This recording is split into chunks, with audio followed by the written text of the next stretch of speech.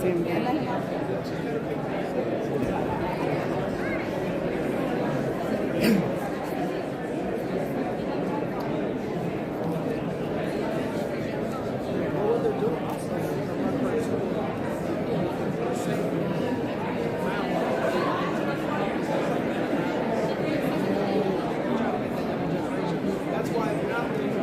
We got lots of people getting interviewed. Forgiato Blow, one of our patriotic buddies. All right, I'm going to go ahead and go in.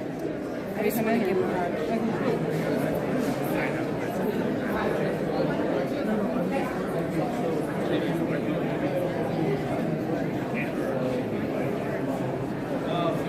Hey y'all, we're back. We went out to the car and tried to make more room on the phone again. I'm not sure if I succeeded enough, but it'll work.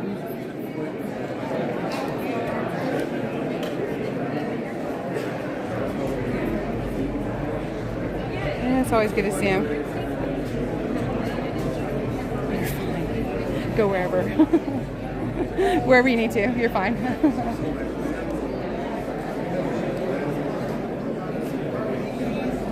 We're back. We're back.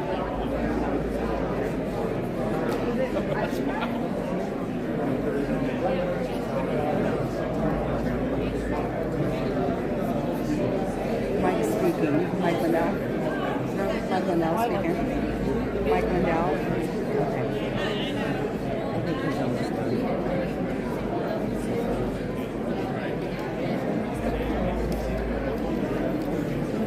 You want to go in? I'll be in just a minute. It's up to you. Yeah, he's almost done. Nah, I'm gonna go in. Okay. I forgot the. Is this the door? Did we already walk down one? Yeah. Yeah, I did. Okay.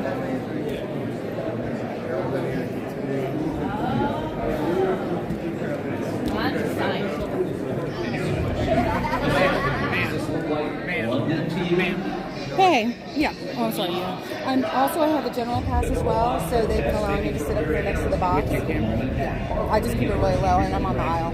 Thank you so much. Hey, Brian, what's up? Good. Good. I'm live. Well, in this moment, there's a lot of that here today, I think. Yeah, I think there's a whole lot. She's infiltrated, you know. Yeah, I think, honestly, I think Teresa Menda, I feel like the whole convention's been infiltrated. The media infiltrates. Yeah. So there's a lot of that. $300. Oh, how are you? Good to see you. I didn't see you having a good time? Yes, indeed. So you're He was President Reagan said, we're from the government. We'll see you later. We're here to help. Sherry's coming. I've always felt the 9 most terrifying words in the English language are, I'm from the government and I'm here to help. We're from the government. We're here to help. Now, an exclusive look at Reagan, starring Dennis Quaid. Hi, it's you. I'm running for governor and I would like your vote. I forgot your name. Do his initials help or are? Honey, Roy Rogers is here. Running for governor. What do you want? I just want to do something good in this world. Make a difference. You know what you have to do. I'm curious, Ron, what would you say is the issue of our time? No question about it. Communism and the Soviet Union. I am about to start the biggest war of the century, and I'm not going to fire a single shot. To blow up 8 years of diplomacy, what would you have me do? I want you to fight. Mr. Gorbachev, tear down this wall.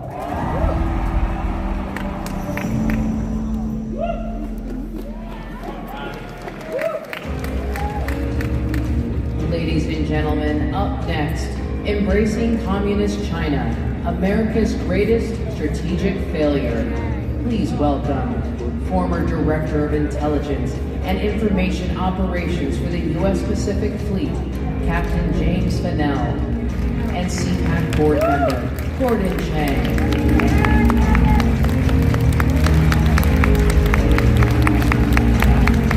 God bless y'all. Thank you for hopping back in. Make sure you hit that like button for me again. And be sure to share this out. The more information we get out to people, the better. go, CPAC! You guys rock. You are warriors, and the flame of freedom burns bright in this room. Curiosity, here you go. But we're going to have to fight for our freedom. We're going to have to fight for our freedom because our elites have sold us out, and Joe Biden has sold us out. That's true. They have embraced communists. They've embraced China's communists. Jim Fennell, we know that business, academia, Hollywood have sold out the United States, but we got to talk about your institution, the U.S. Navy. Now, you were commissioned in 1986. So how many ships were in the U.S. Navy then? Just under 600, about 590, 95. That was Reagan's goal of a 600-ship fleet. So see if I can get it today, here. how many commissioned ships in the fleet?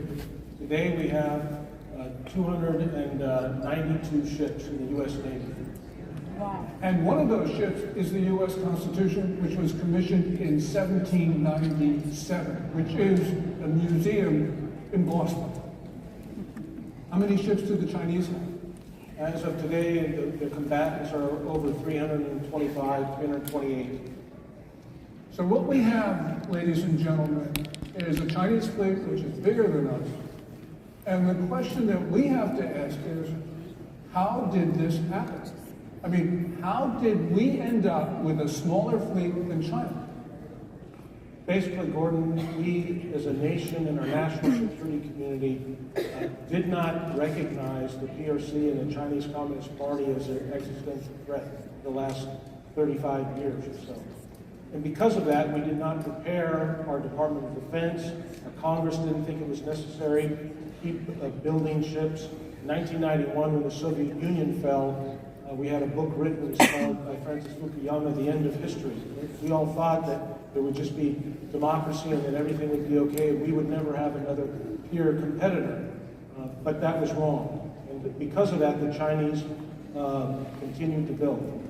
So, you know, there have been each year reports from the department, our Department of Defense, that look at competitors, adversaries, enemies. So each year they looked at this and happened, right? That's right. So why didn't we do anything? Well, partly it was because of greed. And so we had, throughout the nation, we started with the Chinese this thinking of called engagement strategy. And it came out of Kissinger and Nixon's visits, and we thought we needed the PRC to help us defeat the Soviet Union. And that may have made sense back in the early 70s.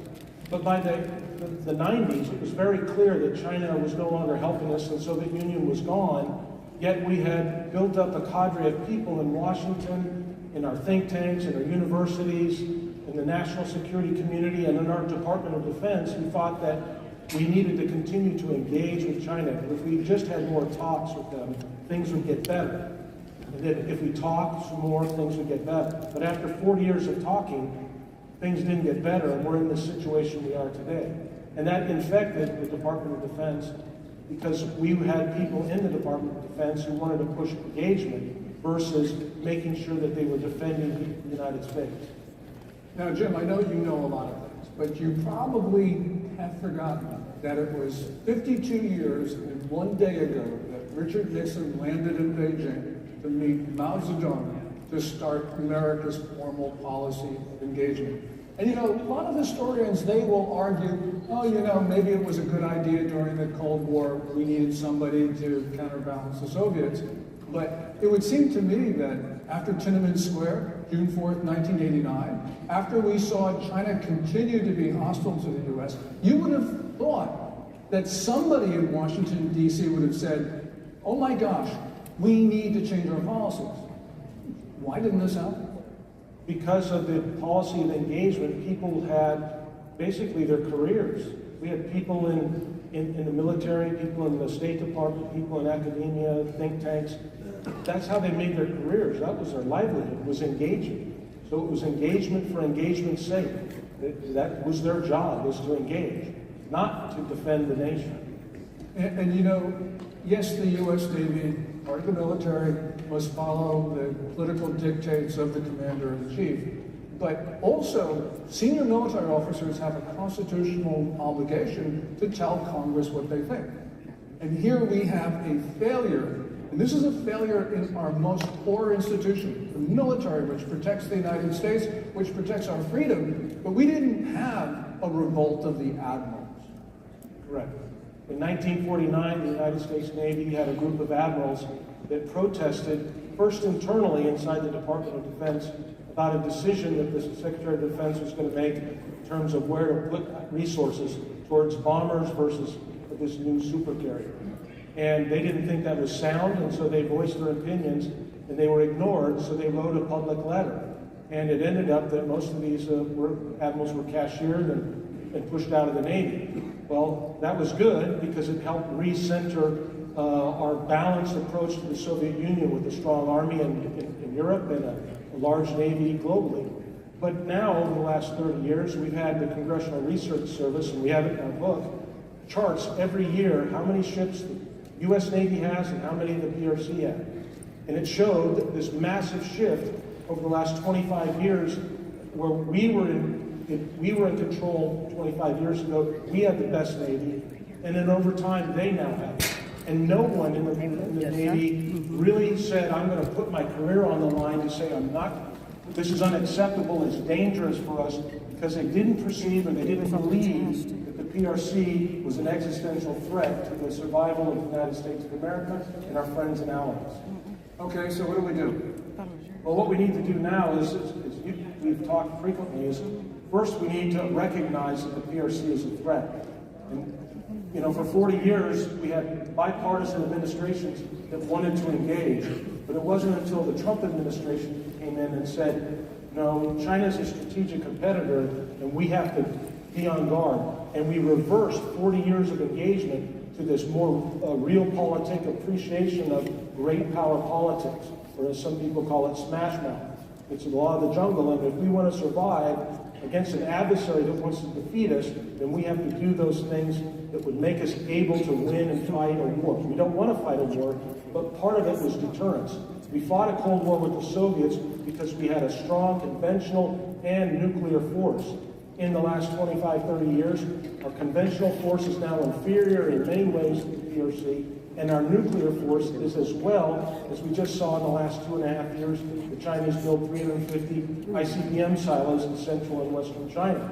So we are facing an existential threat, and we need to recognize that, we need to call it out, and then we need to decouple our economies that will shrink the amount of money that the PRC and the Chinese Communist Party can put into building the military. Because in COVID, when their economy started tanking, guess what didn't suffer inside the PRC? The People's Liberation Army. The Communist Party kept giving them the lion's share of the money, and they continued to grow. That is, we fueled that. That's Americans buying their Navy. When you go to Walmart and you buy something that says made in China, you're building one of their warships or one of their hypersonic missiles. We have to stop that, but that's just individuals. You have IRAs, you have your retirement incomes, and then we have these big, hedge fund managers. They're investing billions into China. We have big corporations that are doing the same. We have to pull out and dry up that money that can stop them from building a military. It's just like our Navy. If you don't refresh it, it will eventually wear out because they're at sea and it's going to wear down. And they want to keep that maintained. But if we cut that funding away, then they can't advance further. And then we have to build up our own defenses in terms of the credible defenses that will make them reconsider whether or not they're going to take military action. And this is urgent because China has a shipbuilding capability that is, 230 times greater than ours? Yeah, in the last year there was a leaked report from the Office of Naval Intelligence where I used to work, and it is a slide, and some of you may have seen it, and it showed that China's naval shipbuilding capability is 232 times greater than the United States of America today. We have about 7 major naval shipyards. China has 13 to 19, and of one that they have near Shanghai, that one shipyard is larger than all 7 of ours. It's critical. Jim and his co-author, Bradley Thayer, have written a book and it is embracing communist China, America's greatest strategic failure. And remember, this failure now has created an urgent situation. Yes, it has. And it's not going to get any better if we don't change what we're doing. And what I'm afraid of is in the last 2.5 years, we kind of stopped the bleeding during the Trump years, but it's now very clear that this administration has told us that they're now resuming a policy of engagement. We saw last year the Secretary of State, Secretary of Commerce, Secretary of Treasury, Kissinger, again, before he died, went back to China. We had Climate Czar Kerry, all went there last year to culminate in this meeting between Xi Jinping and President Biden in San Francisco. And when that meeting occurred, there was also a dinner. We had 400 of the world's, America's richest entrepreneurs, billionaires and millionaires. And they went and they had this dinner with Xi Jinping, and they gave him 2 standing ovations for someone who's killed 100,000 Americans with opioids every year for the last 5 or 6 years, or who is putting Chinese maybe agents into our country coming across the southern border. So it's an existential threat, and we need to be aware of it, and we need to stop this because it could be catastrophic, unlike anything since December 7th, 1941. And with that, thank you, Jim.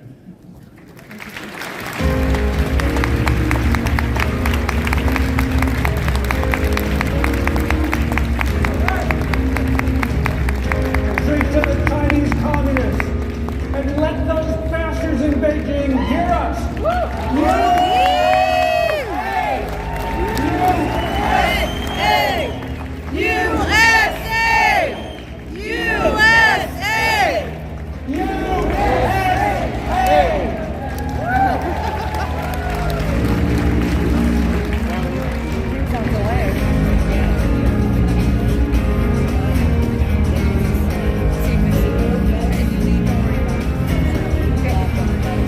There's a concerted effort to intimidate and censor conservative thinkers. The very freedoms secured by our Constitution are being threatened by the most liberal progressives America has ever seen. It seems like everything they do is to the detriment of our great nation. But there are plenty of patriots with the courage to stand up to the left. Join AMAC. AMAC is a voice for conservatives that cannot be ignored. Stand with over 2 million America-loving patriots by joining AMAC today. Champions are not born. They're made of moments. At Liberty University, we push ourselves in the classroom, on the athletic field, and in the community to go beyond our limits and reach the world for Christ. Every play made, every assignment completed, and each friendship formed is a testament to our dedication to that mission. These moments matter and make us champions. Become a champion for Christ at Liberty University.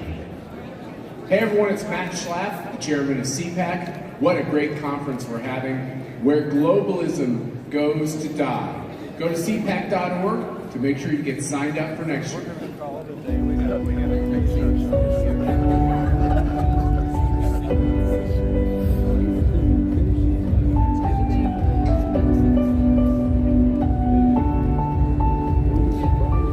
Can y'all see okay? Good to see everybody. Thank you for coming in. We got CPAC 2024 day 2 and 3rd stream, I think. Yep, 3rd stream. Hey 3rd. God bless you. Thank you for popping in when you could. Hi Carol. Hi Forte. Okay, so I hit. And now you can update if you want to. Okay. And then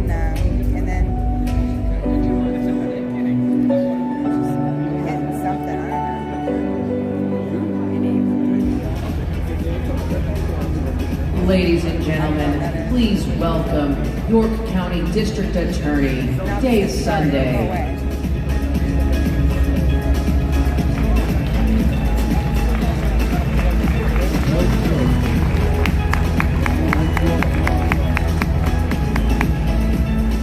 Hello, CPAC. My name's Dave Sunday. I'm the District Attorney in York County, Pennsylvania. I serve, yep, exactly, for those of you, I heard some New York out there somewhere. I serve on CPAC's prosecutor and law enforcement advisory panel. And in addition to that, I am a candidate for Attorney General in Pennsylvania. Last year when I spoke at CPAC, I sat on the stage here and we talked about how every state's a border state.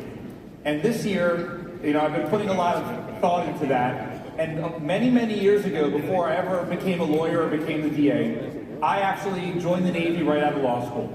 And when I law school right out of high school, when I joined the Navy, I went off and we were in the Persian Gulf, we went all over the world, and we spent time in Central America and South America where we did drug interdiction.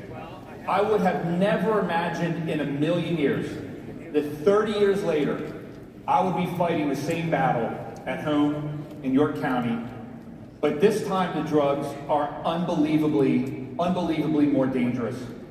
As a district attorney, I can tell you one of the most painful things that exist is when you have to talk to a family that has lost their loved one to addiction and to fentanyl. It is absolutely destroying our communities. And so as a DA, what can we do when we have open borders? Well, what we do is we apply the conservative principles of accountability and redemption. And we do everything we can to hold people accountable. We fight every single day to hold drug dealers accountable, to go after drug traffickers, to go after the dealers on the street. But at the same time, we do show redemption and we show love to people that are in the throes of addiction. We do everything we can to help them so that they do not turn back to drugs. That's At the right. same time, we fight to put people in prison that need to be there. There are people that need to go to jail. But at the same time, it's not everyone. Again, accountability and redemption. We do what we can to put people in prison that need to be there, but on the other end of it, when they come out of jail, we help, believe it or not, to get them jobs. Because what happens when someone works? They don't commit more crimes. They take care of their families. And that's what the beauty of America. And I never forgot that. And that's something that we've done every single day. Now, as a result of these principles of accountability and redemption, in York County, which is between Philadelphia and very, very close to Baltimore, we have been able to decrease crime 41% from the 10-year high. We have decreased overdose deaths. They're down 26%, whereas they're up 15% across the state. Our prison population has dropped by half. And that's not by letting people out. That's by not as many people coming back in. And more importantly, what we've seen, just from 2022 to 23, we have seen gang violence decrease by 75% in the city of New York. And we have seen homicides in the city of New York go down by 80% during that same time period. Those numbers are a testament to the hard work of police and supporting police in what they do every single day, and supporting prosecutors in what they do every single day, in holding the bad guys accountable because they need to be held accountable, but also embracing redemption. It's an honor to be here with you, and God willing, when I come here to talk to you next year, I'll be speaking to you as the newly elected Attorney General of Pennsylvania. I hope not. Thank you so much. I appreciate it. Thank you. He is straight up lying. I'm a recovery coach. He is straight up lying. He was straight up lying. I'm a recovery coach, and that was bullshit. The biggest investigation in FBI history. January 6th. More than 1,100 arrests. J6. I sacrificed my dream job to share this information with the American people. Am I from York? I'm from the area. Those involved I must work be all held points all accountable. around. He's an innocent His man. statistics are false. Absolutely false. I don't know what kind of a It's going to change narratives no matter what your political perspective is. It probably has Free J6!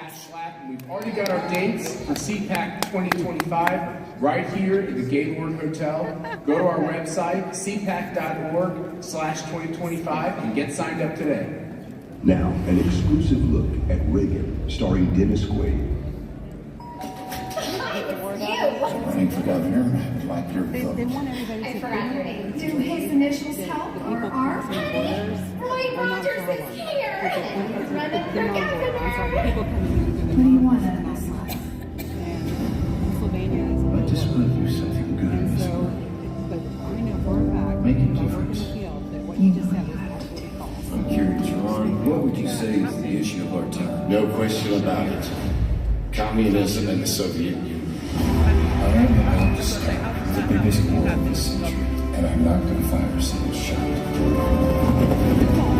To blow up 8 years of diplomacy, what would you have me do? I want you to fight. It's the narrative. It's the narrative. He just Tear spoke the down narrative. this wall.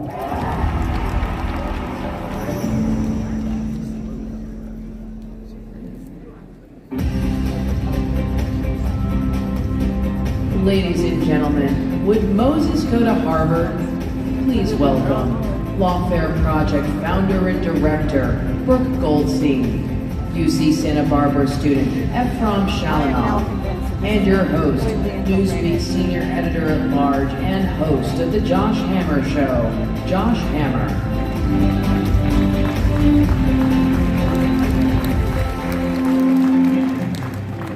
And pardon my French. Okay, good afternoon, CPAC. How are we doing today? So I am your moderator for Would Moses Go to Harvard, Josh Hammer. We are thrilled to be joined here in conversation by the indispensable Brooke Goldstein. She's the executive director of the Lawfare Project and the author of the forthcoming book, End Jew Hatred, A Manual for Mobilization, as well as UC Santa Barbara sophomore currently studying computer science, Ephraim Shalanoff, who is also an End Jew Hatred fellow. We'll hear all about that. So I'm just going to go ahead and get us started here, and then we'll kick it to the group. So I was speaking at the University of Michigan in Ann Arbor. I guess they're college football national champions these days, whatever.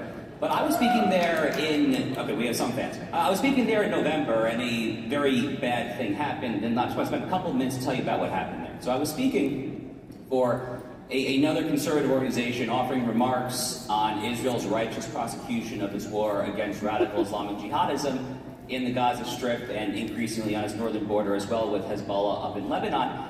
And I got there to speak, and within 90 seconds or so of my opening my mouth, you had 25 to 30 students who got up in the crowd and threw their hands into the air. Their hands were all painted in blood red. They had on their shirts photos of children who have allegedly been killed in Gaza throughout this conflict, each and every one of whom, as this audience of course knows, is solely attributable to the fundamentalist Islamists in Hamas. And then a few minutes later, they started coughing. It sounded like a tuberculosis ward in there. And a handful of minutes later, the coughing turns into shouting, "Genocide! You lie! Palestine shall be free!" All the usual disgusting Jew-hating slurs and slanders that I think this audience is familiar with. And this went on for about 35 to 40 minutes before I was able to continue my speech. It was absolutely horrific. Because University of Michigan is a public university, they are bound by the First Amendment. We looked into a possible First Amendment lawsuit. Thus far, I haven't decided to pull the trigger, but if you guys see any state representatives or congressmen or senators from Michigan, make sure to tell them what happened at an absolute bare minimum. But I say all that as context because when I was looking at these people, and one of them actually tried to make a beeline towards me in the aisle. Thankfully, I had a private security guard who jumped in front of me. You see evil. You see evil in these people's eyes. You see absolute malice, and they are so convinced that they are right and that you are the embodiment of evil. It's this whole intersectional woke mentality of oppressed versus oppressors, colonized versus colonizers. They don't care about the history. They don't care about the facts. It's really troubling stuff, so I just say that as context because I have seen what Jew hatred on campus looks like in the aftermath of October 7th, and it is really, really not pretty. So with that, then, let's kick it over to you, Brooke. You run the Lawfare Project, which, personal note, absolutely fantastic organization. You're an indispensable asset in the broader fight against this horrible, horrible disease. What legal tools have you been trying to implement since October 7th? Are there any particular cases, any particularly problematic universities that are at the center of your crosshairs right now? Just talk to us about what Lawfare Project has been doing after October 7th. Thank you. Well, maybe our next case will be your case. Perhaps. Maybe that will come from this panel, hopefully. First, I want to say what an honor it is to be here and how grateful I am to be on the stage with both of you, who I admire very much. I am the proud executive director and founder of the Lawfare Project. We are a network of over 600 100 lawyers and 36 major law firms with the sole goal of engaging in civil rights litigation on behalf of the Jewish community. And in my research, thank you. That's right. And I have my necklaces here too. In my research, what was so shocking to me when I founded the Lawfare Project were two things. Number one, there has never been a Jewish civil rights movement in America. Never. Yet Jews have been at the forefront of almost every single minority rights movement in history. We were instrumental in the founding of the NAACP, in the founding of the ACLU. We marched for civil rights for the Black community in the 50s and the 60s, for women's rights then and now, for gay rights, and how about for our rights? There has never been a Jews for Jews movement. And that is why we founded the End Jew Hatred movement. You can see our t-shirts here. And it is the first ever Jewish civil rights movement. And we have our proud fellow here, and he will tell us more about that. But the second thing that I learned, which really inspired me to found the Lawfare Project, is that the Jewish community has never strategically engaged in impact litigation. If you think about it, what's beautiful about our democracy is that almost every single right that we enjoy is a product of a seminal civil rights case. Whether it's Roe v. Wade, which was recently overturned, whether it's Brown v. Board of Education, which led to the desegregation in American schools, or the recent lawsuit by the Asian American community, which against Harvard, which ended affirmative action. And yet the Jewish community has not taken advantage of the legal system to advocate for ourselves. The truth is on our side, the law is on our side. We are the oldest, most persecuted minority community in human history. So that is why I'm very proud to announce that we have filed over 137 lawsuits in 17 jurisdictions on behalf of Jewish communities around the world. And if we have time, I will talk about it more. I just want to mention to you very briefly, we just sued Carnegie Mellon University, which is the third largest recipient of funds from Qatar. It has received over $600 million from the state of Qatar, which in my opinion is engaged in one of the most subversive influence campaigns on our college campuses. And a couple days ago, we filed a lawsuit on behalf of a Jewish American student against Columbia University. Yeah. And they allowed pro-Hamas rallies, physical violence, attacks against Jews, free speech violations against Jewish students. And I'm telling you now that this will all end now. Yeah. Woo! Ground zero of this fight for a very long time. I mean, they literally invited Mahmoud Ahmadinejad, the former president of Iran, back in 06, 07, somewhere around that time. I would encourage the audience to go ahead and do some research on Qatar, which is a country that both Brooke and I are both very passionate about. Qatar plays this deeply duplicitous double-edged sword, where on the one hand, they claim to be a major non-NATO ally. Our dim-witted commander-in-chief thus designated them that. They have Al-Udeid Air Base, which American military forces operate out of, while on the other hand, simultaneously while doing that, they are also funding the seeds of radical Islamism all over the world through Al Jazeera. They're pro-Islamist network. They fund the Muslim Brotherhood. They fund Hamas. They are very bad actors. I would encourage you guys to go ahead and try to lobby your congressman, frankly, to try to tamper down, ideally sever, but at a bare minimum curtail our relations with Qatar, which far from being a major non-NATO ally is better thought of, I think at least, as a state sponsor of terrorism. With all that said, to you, Ephraim, so you're a current sophomore at UC Santa Barbara, and your campus, like so many others, has been one of the epicenters of this great conflict that tragically is playing out not just in Gaza, but very much on the American University campus. You were instrumental in getting the UC Santa Barbara student body to issue a formal condemnation of Hamas, which on the one hand seems like it shouldn't be a big deal. It's a U.S.-designated state sponsor, it's a terrorist organization. So on the one hand, it shouldn't be a big deal, but tragically it is a big deal. And kudos to you, Mazel Tov. So why don't you tell us all about that process? Yeah, absolutely, and thank you so much for having me, Josh. It's an honor to be on the panel with you. When the October 7th attack happened, two simultaneous wars erupted. One war, as you correctly pointed out, was in Gaza. But the other, and the one that is right here, is a war for the hearts and minds, particularly of young people, particularly on college campuses. And what we've seen across the board is that academia has been fully penetrated by a toxic ideology that manifests itself in many ways, but one of its primary symptoms, like many toxic ideologies, is horrific and rampant anti-Semitism. And at UC Santa Barbara, we were able, through effective policymaking, through effective lobbying, and through the great work of many others, Holden Christiani and Michelle Lebowski in particular, to pass a condemnation of Hamas. Now, this was a more than month-long process of intense, difficult negotiations with these other student senators who are on that board. This involved, precise wording, but you think, as you said, this is something that's easy to do. It's not.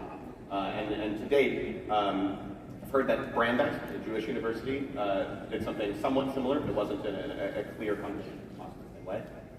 And no other universities have been able to follow suit yet. And what we see more often is actually the PDS resolution, these horrifically Jew-hating resolutions which single out Israel in a characteristic way. And even when we were passing this condemnation of Hamas, we had a violent protest where hundreds of pro-Hamas students came and tried to disrupt those proceedings. Since then, on campus, I've had horrible things.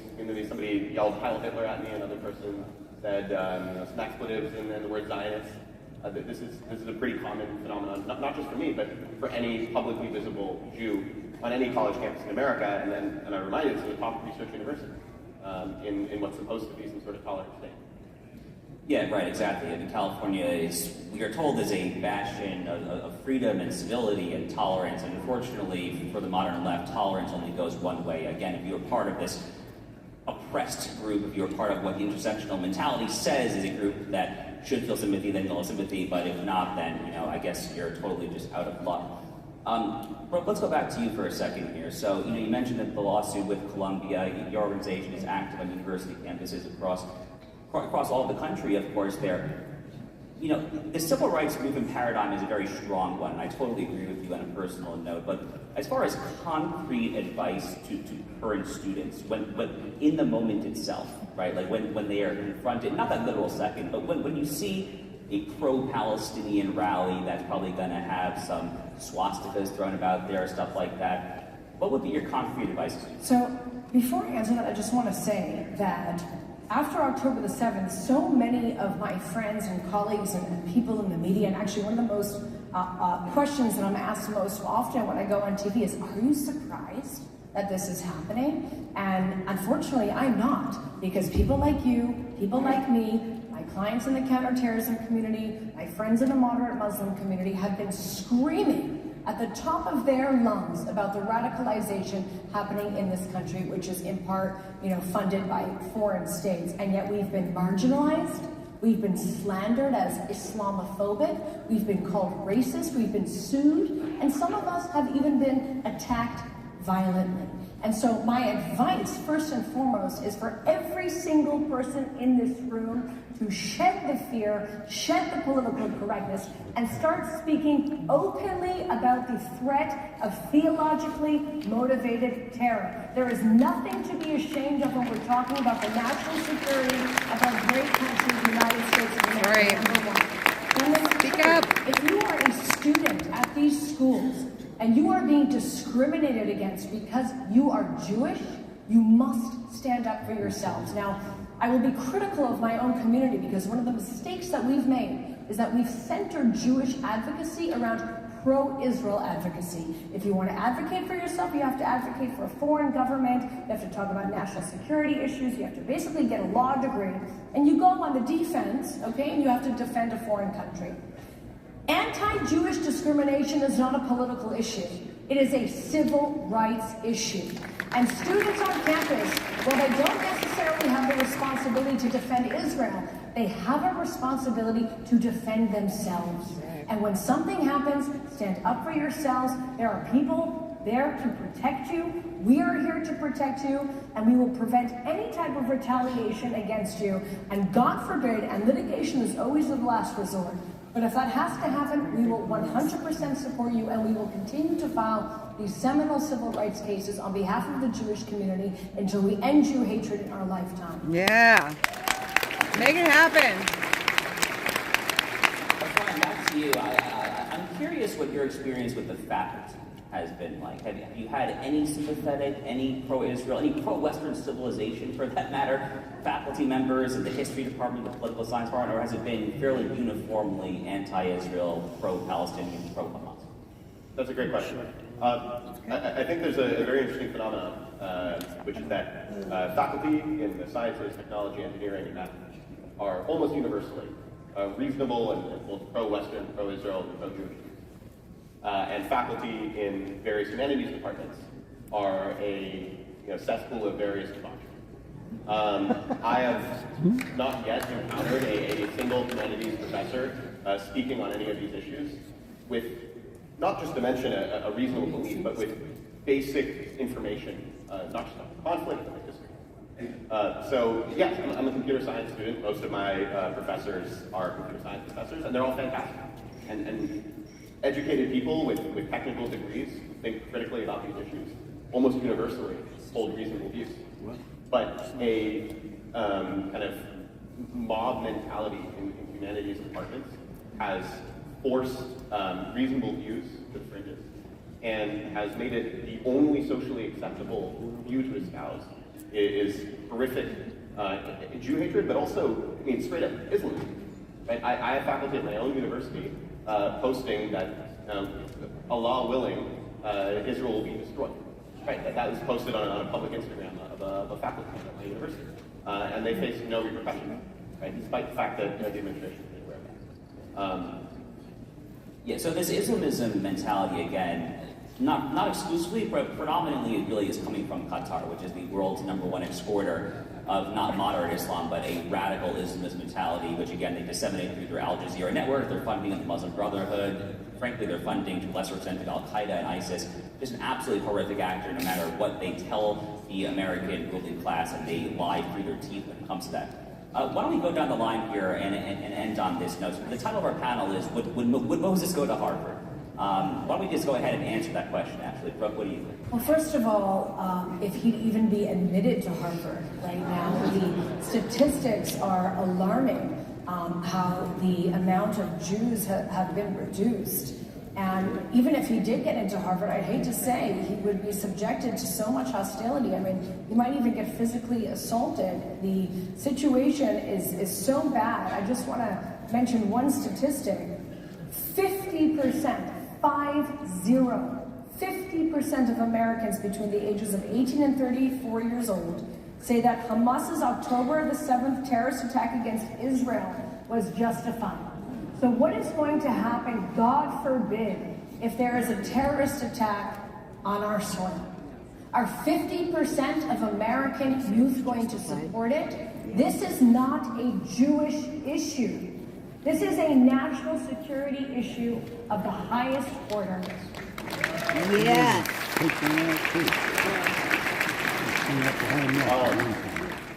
I think Brooke makes a great point.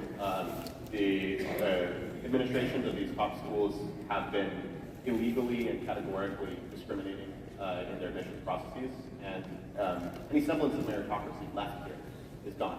But if admitted, I think Brooke makes a solid point. It's not safe to be a Jew at Harvard, it's not safe to be a Jew anywhere in the Ivy League, and it's not safe to be a Jew at any top university. Yeah, we'll just wrap up on a quick personal note. I got married 2 months ago, and my wife and I have already begun, thank you.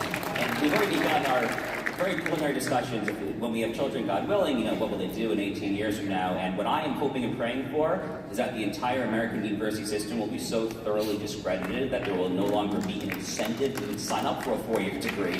But having said that, at a bare minimum, the Ivy League is looking very, very bad right now. Well, Brooke Goldstein and Ephraim Shalom, that was really a pleasure, both of you. Thank you so much, and thank you, CPAC. Thank you.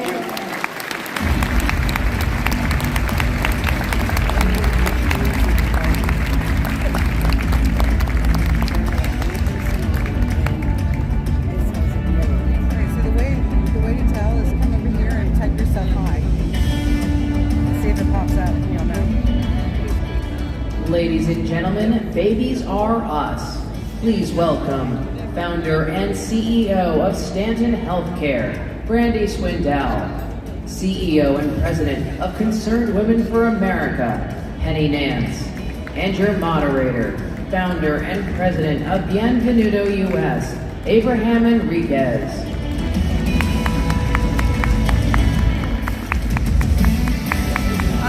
Jay, I don't think your link showed up. If you want to resend it again. Well, good afternoon, CPAC. How are we feeling today? Well, I like to hear it. Ladies and gentlemen, you are in for a treat because we are with two phenomenal women who are leading the charge in what I think is going to be the most impactful value and issue on the ballot box this election cycle. And I can't believe that I get to share a stage with two beautiful women. It's my lucky day. But thank you for what you're doing in the pro-life movement. And Penny, we'll start with you. The left has really gone from safe and rare and has embraced complete radical placement of shout your abortion, abortion on demand. They can't even tell you if a baby should be alive after a couple seconds of birth. And they get absolutely no pushback from the radical stance that they have. What do you think we can do as conservatives to put the spotlight on just how crazy the left has gone on their view on abortion? Well, first let me say it's great to be here at CPAC. I always enjoy this. And as the president of Concerned Women for America, one of the most amazing moments in my entire life, probably second only to having my children and marrying my husband, was standing on the steps of the Supreme Court and hearing the words that there's no constitutional right to abortion. Amazing. And getting to understand that 50 years of this insidious policy, the grievous wrong had been righted. And that now, as the pro-life movement, because of 3 Trump justices, we have an opportunity to win this issue and to do what we've been doing all along, which is winning the hearts and minds of people, explaining fetal development to them, helping them understand that at 16 weeks, a little baby girl has all her major organs, has fingernails and eyebrows, can hear and respond to her mother's voice, and can feel pain. And she's an important part of our human family. That God created every single one of us with distinct dignity, and we deserve the right to life and the right to be productive humans, regardless of our cognitive ability or physical ability, and we want to protect life from conception to natural death. And so that's what we're doing at Concerned Women for America. But to answer your question, it is essential. This is not the time for us to lean back and to be afraid and to be timid. No, we're winning. Life is winning. And it is time for us to lean forward and to bring others with us. And we can do that in several different ways. And I just want to make sure, as we're here at CPAC and we're learning and we're growing, we've got to make sure we go home and make a difference. And you can do that. So one thing that I want to give you to do is when you go home, call your congressman. One very simple idea is what we call life.gov.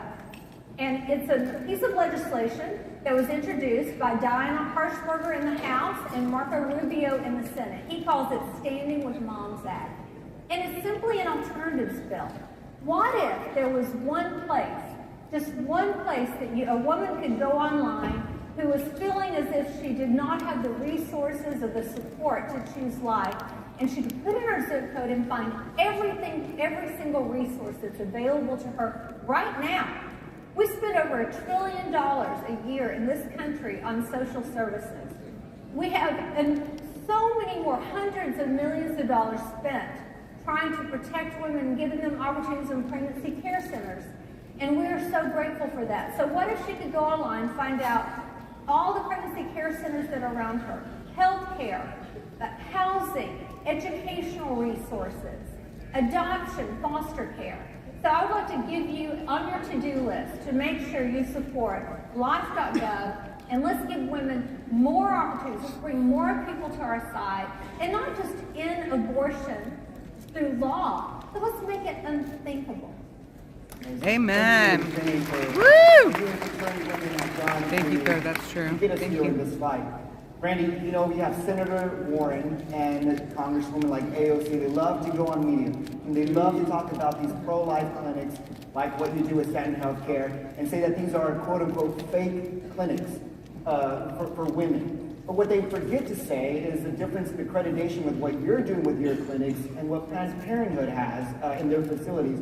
Kind of explain to us the difference and why it's so important to support pro-life clinics and how actually Senator Warren and AOC are terribly wrong in what they're saying. That's right. I really appreciate that question because it's really important to get out there. The center that I founded in 2006 is actually a network, a movement of life-affirming women's medical clinics. We're nonprofit. We don't charge for any of our services.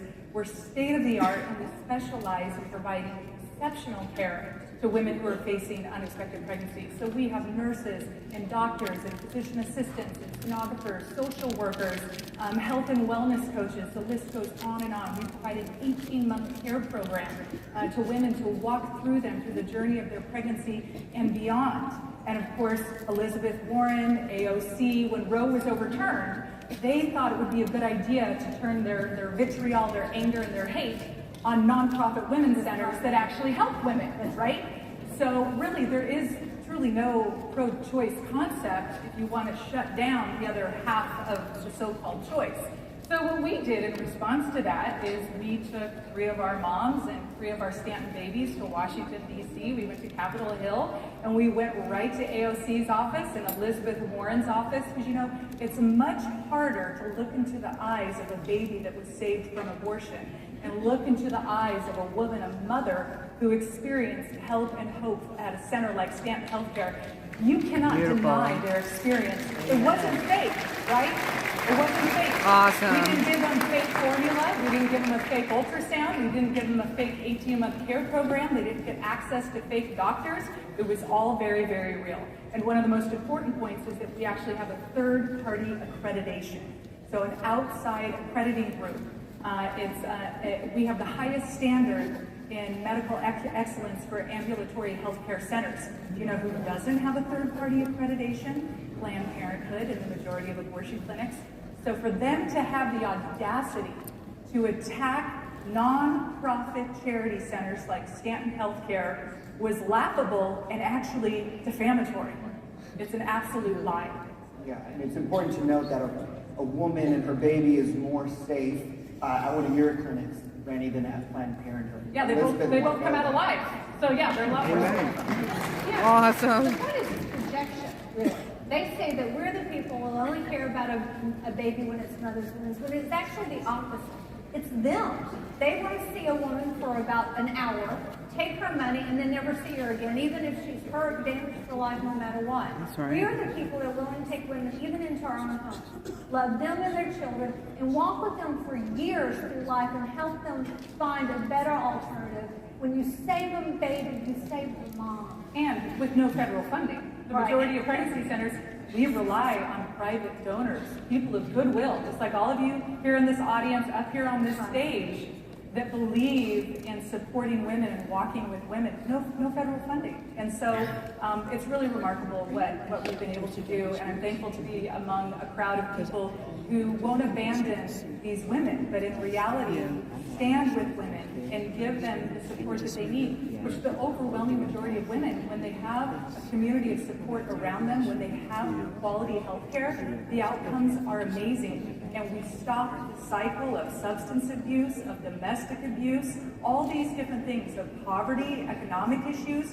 When a woman finds hope through an unexpected pregnancy, she gets her life together and does what's best for her baby and what's best for her if she has access to quality health care services that are life-affirming. Incredible. And if, for our audience, if you have ever toured a pro-life clinic, you know just how impactful it is. And if you haven't, I encourage you to find one in your local community and support, donate, and get involved. Penny, let's dive just a little bit deeper. Mainstream media would like to tell us, would like to tell this crowd, that the pro-life issue is to be untouched, that it's a deal killer, it's a vote killer, that if we want to win, that we need to turn a blind eye to the pro-life message. You just got done with a college tour, talking to young voters, and every day you're talking to voters. Is the mainstream media correct on this? They're completely wrong, and not only are they wrong, but I had to admit it, the consultant class in Washington, because they will tell, it's true, they will tell every candidate to hide from this issue, run from this issue. What happens when they do that is the other side defines them as an extremist. What they have to say instead is, and you need to say this, when this issue comes up, you need to understand The other side believes abortion should be legal anytime, any reason, any number, at any point in gestation, all paid for by the taxpayer. That is an extremist position. That's what they believe. Can you see the names And beside so, the CPAC? As the pro-life community, our position is much more, maybe they're not in step with me. The vast majority, if you look at all the polling, it isn't the majority of Americans who agree with me at this point. I believe we can change that life begins at conception and must be protected from conception until natural death. The whole continuum and ethic of life is essential, and it's a part of who we are. We understand the importance of every human being. But they're not, even if a person doesn't agree with me, they don't agree with Joe Biden. They don't agree with Elizabeth Warren. They don't agree that people are disposable. And if they're inconvenient, they must go. And what we're offering women is a drink of the well. We're like the woman of the well. We're saying to them, this is the water in which you will never thirst again.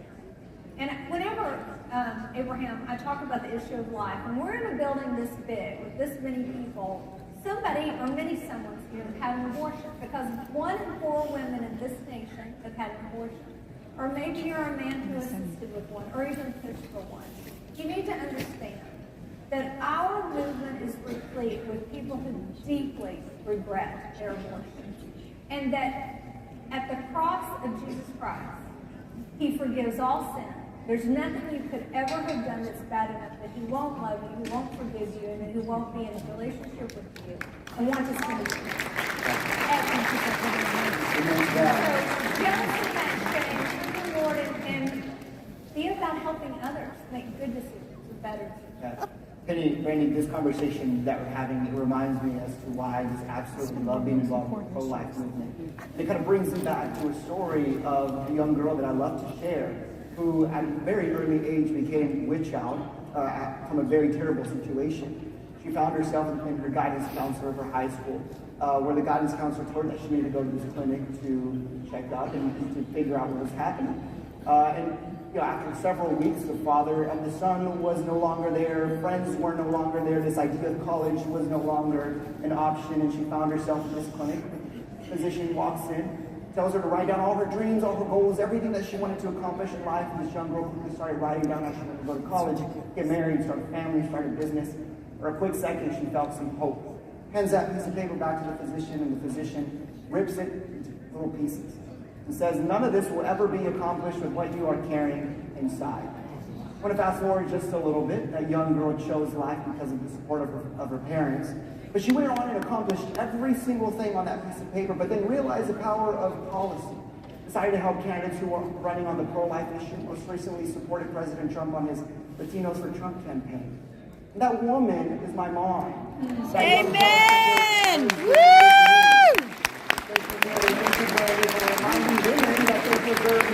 Oh my gosh. Ridgeline, the names are right beside the screen. Can y'all focus? This is a very important topic. That I would oh my that I know is going to help future Betty's with my mom and provide support for future Abrahams in this world. So talk to us about that. Well, what that doctor did to your mother was coercive, and it was wrong. And it happens to women. Typical. It's a typical situation. You hear stories, even though this is unique to you and your mom, and what a beautiful outcome. It happens all the time. So Stanton Healthcare is launching a new campaign. It's called our End Abortion Abuse Campaign. And this is really significant. Studies show that at a minimum, 1 million women nationwide have undergone abortion abuse, okay? That dwarfs the Me Too movement and what Harvey Weinstein and others did to women. So this is really, really important. America has a problem. It's an abortion abuse problem. What exactly is abortion abuse? It's when a woman is forced, coerced, or pressured into an unwanted abortion. Let me give you 3 scenarios. Thank God the outcome of your situation turned out so beautifully, but that isn't always the case with women. I'll tell you real quick a story in Idaho that just recently happened this last year. It was a teenager from Pocatello, Idaho, my home state, who was taken across state lines. Thankfully, we have an abortion ban. When Roe was overturned, we had our trigger law in place. She was taken across state lines, a teenager, by her boyfriend and the boyfriend's mother against her will, and they forced her to get an abortion. And the court documents, the affidavit says that she communicated clearly she did not want an abortion and she was overjoyed to have a baby. This was done without her parents' knowledge. Thankfully, the parents did find out, and a mama bear is not very happy at all. And so they have pressed charges, and this boyfriend and mother are being prosecuted, and it's going to the courts in the state of Idaho. That's right. Get 'em. He deserves justice, and this mother deserves justice. Again, there are tens of thousands of women nationwide that endure situations just like that. Another one, a Stanton client several years came to us. The mother came to us. She had to come in after work at 8 o'clock at night so her boyfriend wouldn't know. Our sonographer stayed late. Our nurse stayed late, did the ultrasound. The mother started crying and said, I don't want to do this, but I have to. And our nurse and sonographer said, what do you mean? Do what? She said, get the abortion. They said, you don't have to get the abortion. We'll help you. She said, no, you don't understand. Crying. I don't want to do it, but I have to do it. And they said, no, you don't have to. One more time. I have to do it. They finally got her to admit her boyfriend the night before had put a gun to his head and said, if you don't abort this baby, I'm going to kill myself. Wow. That's abortion abuse. And when a weapon's involved, either he's going to kill himself or he's going to kill her or shoot the baby in the womb, we don't know. Thank God we were able to come alongside her and we were able to get her out of that abusive situation. We were able to get a police escort so she could get her belongings, she could get her dog, get out of that situation. And her little girl, Paulina, who I'm allowed to share her name, is 14 years old. Yes! It's a beautiful story. Woo! You may have heard, right? We had amazing one more story to show how common this is. P. Diddy, he's a musician, an artist. Recently, there have been several women, ex-girlfriends, who have come forward. There are at least 2 who have said he forced us to get abortions. He was mentally, verbally, and physically abusive and forced them to get abortions. So there's the act of abuse leading up to the abortion, and then there's the actual abortion, which is a criminal act. So our heart with this abortion abuse campaign is, number 1, abortion trauma is real. We can't turn a blind eye to it. Planned Parenthood has normalized it and enabled it. We cannot do that anymore as a society. Number 2, if you are a victim or a survivor of abortion abuse, we believe you, we stand with you, and we will not abandon your stories, and there is hope and hope. And number 3, we have got to end abortion abuse as a society. So we are working with lawmakers on a federal level, a state level, to enact legislation that makes sure that abortion abuse is treated as the crime that it is. Yeah. We are right at the beginning of this campaign. We're building our website right now. Write it down, put it in your phone, endabortionabuse.com. The site will be live soon. Without even being officially launched, we have 2,000 affidavits, firm, documented cases of abortion abuse. A day of reckoning is coming. A day of hope is coming. Yes. Third, I'd turn them in for abortion abuse. Many more Abrahams and Paulinas fighting shot at Kennedy Con Black. Penny, I'm here because of a brave young woman who had support for her parents. But I often get asked by my friends that are guys, say, what voice do we have in this fight? Can you tell us how much needed the men are in that community? You know, there's so many facets and tentacles from the whole false narrative that masculinity is toxic. Real masculinity is good and loving and hopeful and protects women. And so I think that we need to first recognize that men have a place to stand firm and to love their wives and to love their girlfriends and to love their future child. And that there's alternatives out there for them. And they have a right to have an opinion on it because it is their child. And so I think the abortion movement has done a great job in telling young men, because I hear this all the time, like, well, it's not really my decision, it's their decision. And honestly, there's one part of it that they've been brainwashed, but the other part of it is they get to walk away. Mm-hmm. And that goes to the abusive and coercive part of it. It is better for some men, P. Diddy, apparently Justin Timberlake, and others, for their girlfriends to abort their baby because then they feel like as if they get to walk away. I would disagree. I think there is shame that goes with that as well. But it is the woman who, in my opinion, in my experience, suffers the most, sometimes her entire life. And so I would just say, strong men, even if it's not your child, be the friend. that she needs. Be the grandparent that she needs. Be the parent that she needs. We need strong men in this culture. Amen. We just recently saw, and going back to this is all pro-life, in Kansas City, we saw a man tackle a young man with a gun, saving perhaps hundreds of lives. That is real masculinity. In Aurora, Colorado, amen. In Aurora, Colorado, a few years ago, a shooter walked into a movie theater. There, a young man threw his body over his girlfriend and absorbed the bullets for her. He died and she lived. That is real masculinity. Wow. Raise your men to be real men. We recognize it because we're real women. Amen.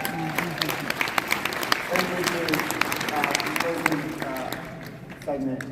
What would you say to someone, if it's just one person, that said, I came in here thinking that I stood somewhere on the pro-life movement, thinking her body, her choice, and now I'm a little conflicted. How important is to stand righteously with the pro-life movement leading into the November elections?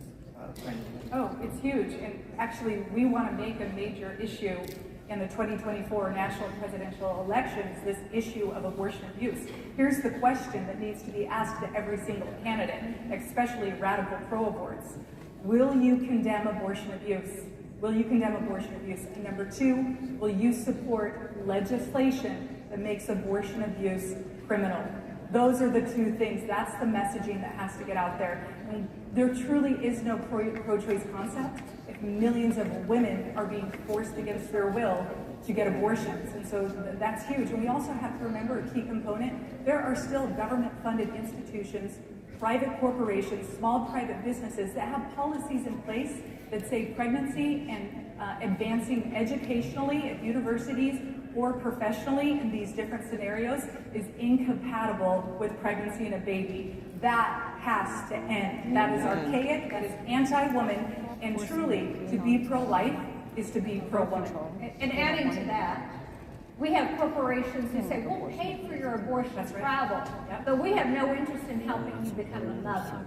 Which is inherently biased. That has to end. Companies like Walmart, for instance. Some people that I really respect it. I'm very sad about it. But, the other thing is, we're the people that walk the precincts. We're the people that put out yard signs. We're the people that put the flyer underneath the windshield wiper in the Catholic Church parking lot the Sunday before election night. We are the people that need to stroke the checks for candidates, and we need to be involved in this election and return the White House to a president who supports life. And that is what we have to do. Ladies and gentlemen, thank you for joining us this evening. I encourage you to support, to follow, to help Stanton Healthcare and Concerned Women for America. In this country, we're entitled to the pursuit of happiness and liberty. That can happen without having life first. Thank you all. Go see that.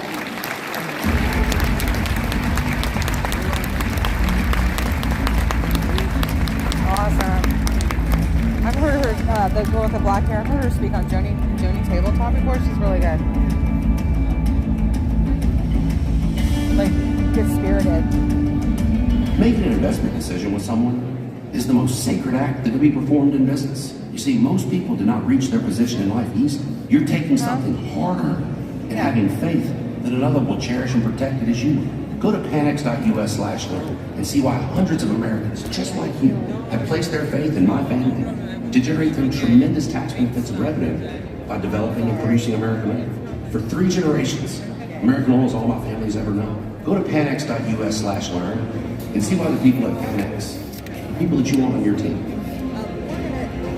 Sorry, y'all, we're getting our old seats back so that we're not in front of people. Hey, it's Matt Schlapp, chairman of CPAC. We have an old-fashioned notion here. We only let you vote one time in our straw poll, but make sure you do and let Donald Trump know who you want to We're all be his getting our vice seats president. back. Go vote in the Real America's Voice straw poll.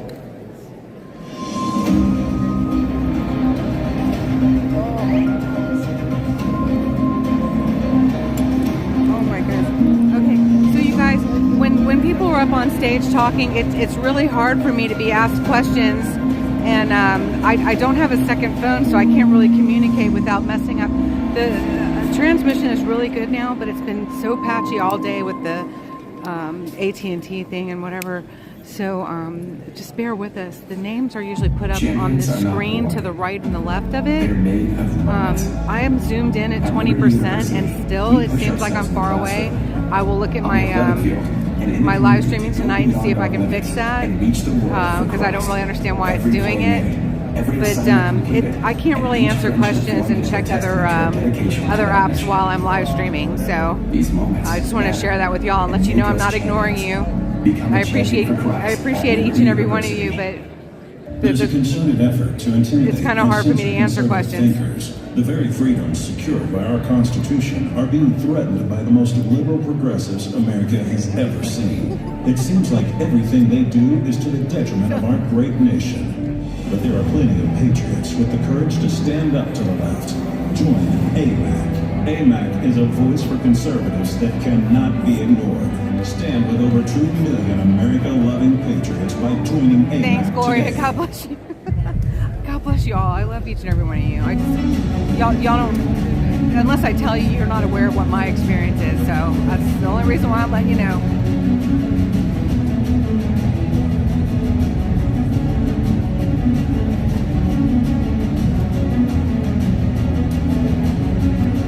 It's hard to see. Oh, yeah, so you can zoom in on the video too then. That's great.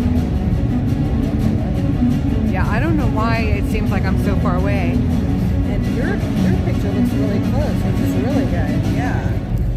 I don't know why mine looks so bad. Ladies and gentlemen, please welcome host of the Michael Knowles Show.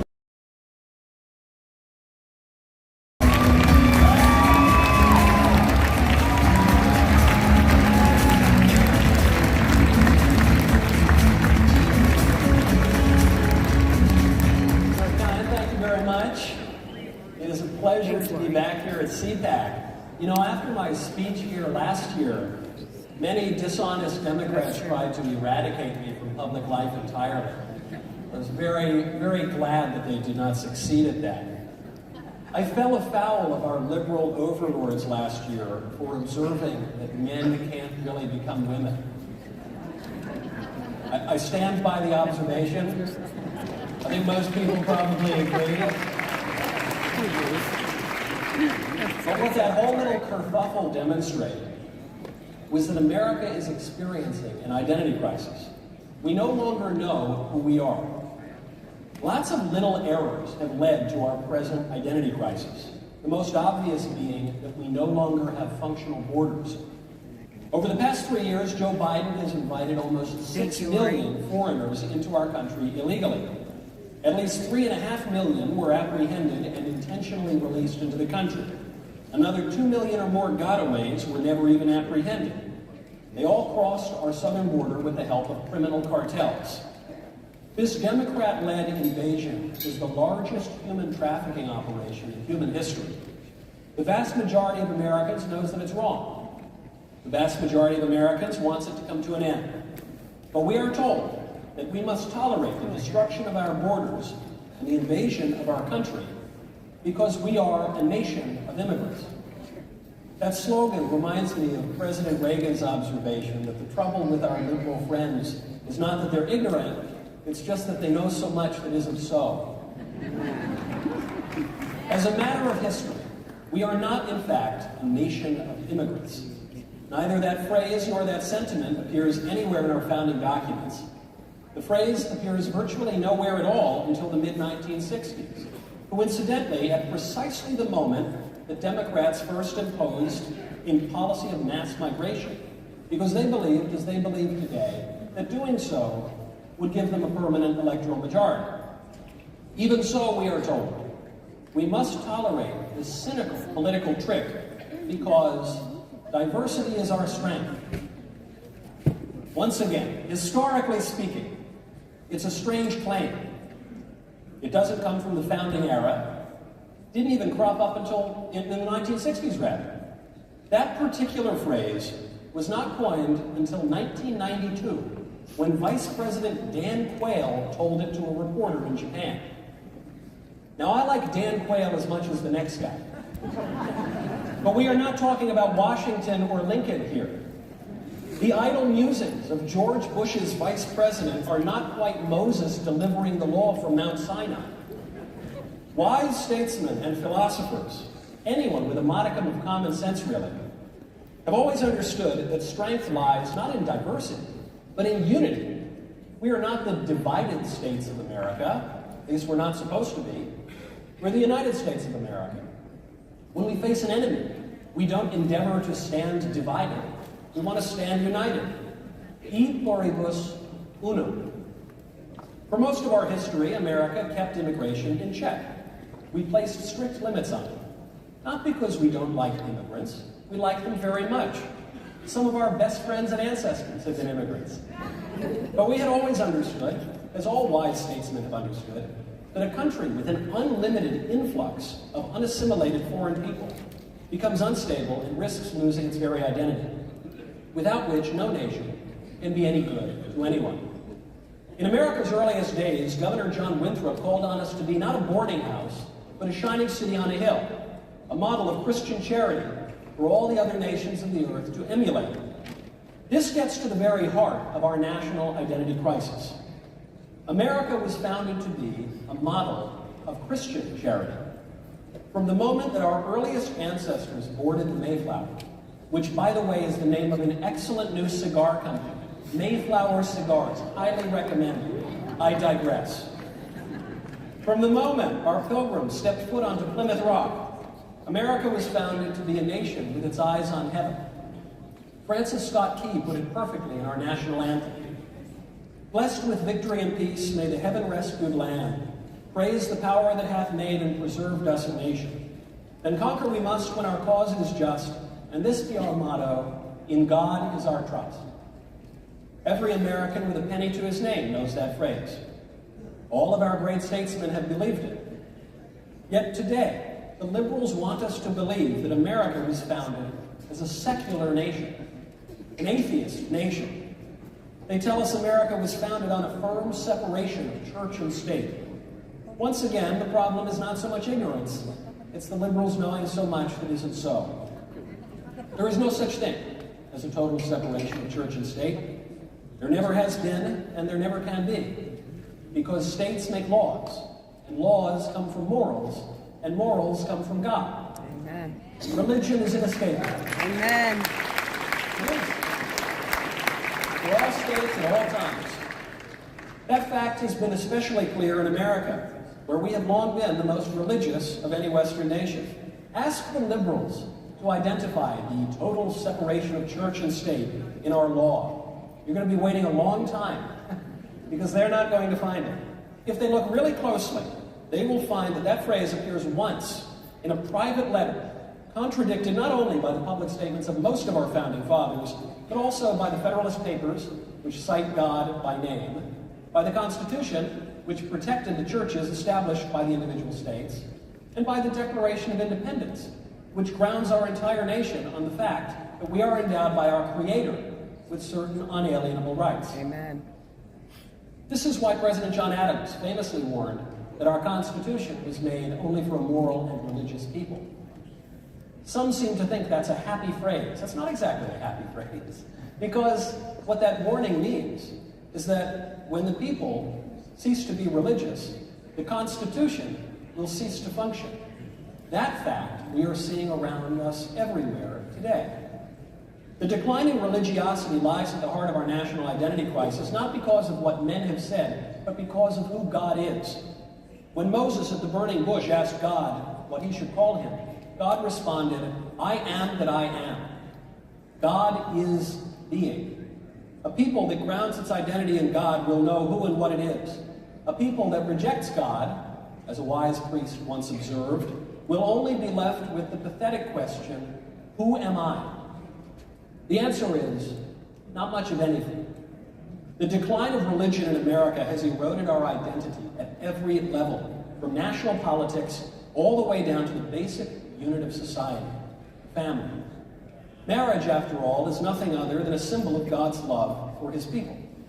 It's no wonder, then, that many people today don't even know what marriage is. Many people today seem to think that marriage can be whatever we want it to be. They sound like Humpty Dumpty, who told Alice in Wonderland that when he uses a word, it means just what he chooses it to mean, neither more nor less. When Alice asks Humpty Dumpty whether one can really make words mean so many different things, Humpty Dumpty responds, "The question is which is to be master. That's all." I think this might be the first time that Humpty Dumpty has ever been quoted at CPAC. But this is precisely the way the liberals think. They really believe that they are masters of the universe. They think they're gods who can create the world anew through the power of their words.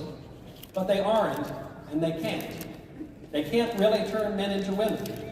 They can't really turn a couple of men, or a couple of women, or three. That's just not what marriage is. No disrespect is intended to anyone. Some people don't want to get married. Okay, there's no obligation. But marriage has a meaning. Marriage is and always has been the union of a man and a woman ordered toward the procreation and education of children. If you don't like that, don't blame me. I didn't set the rules. It wasn't the mean old conservatives who did this. We did not invent marriage. Marriage is a natural institution. It just is what it is. The left will slander us as hateful for observing this fact. There's nothing hateful about it. There's nothing hateful about reality. Quite the opposite, actually. The truth sets us free. I'll tell you what's hateful. What's hateful is to lie and to force other people to live according to lies.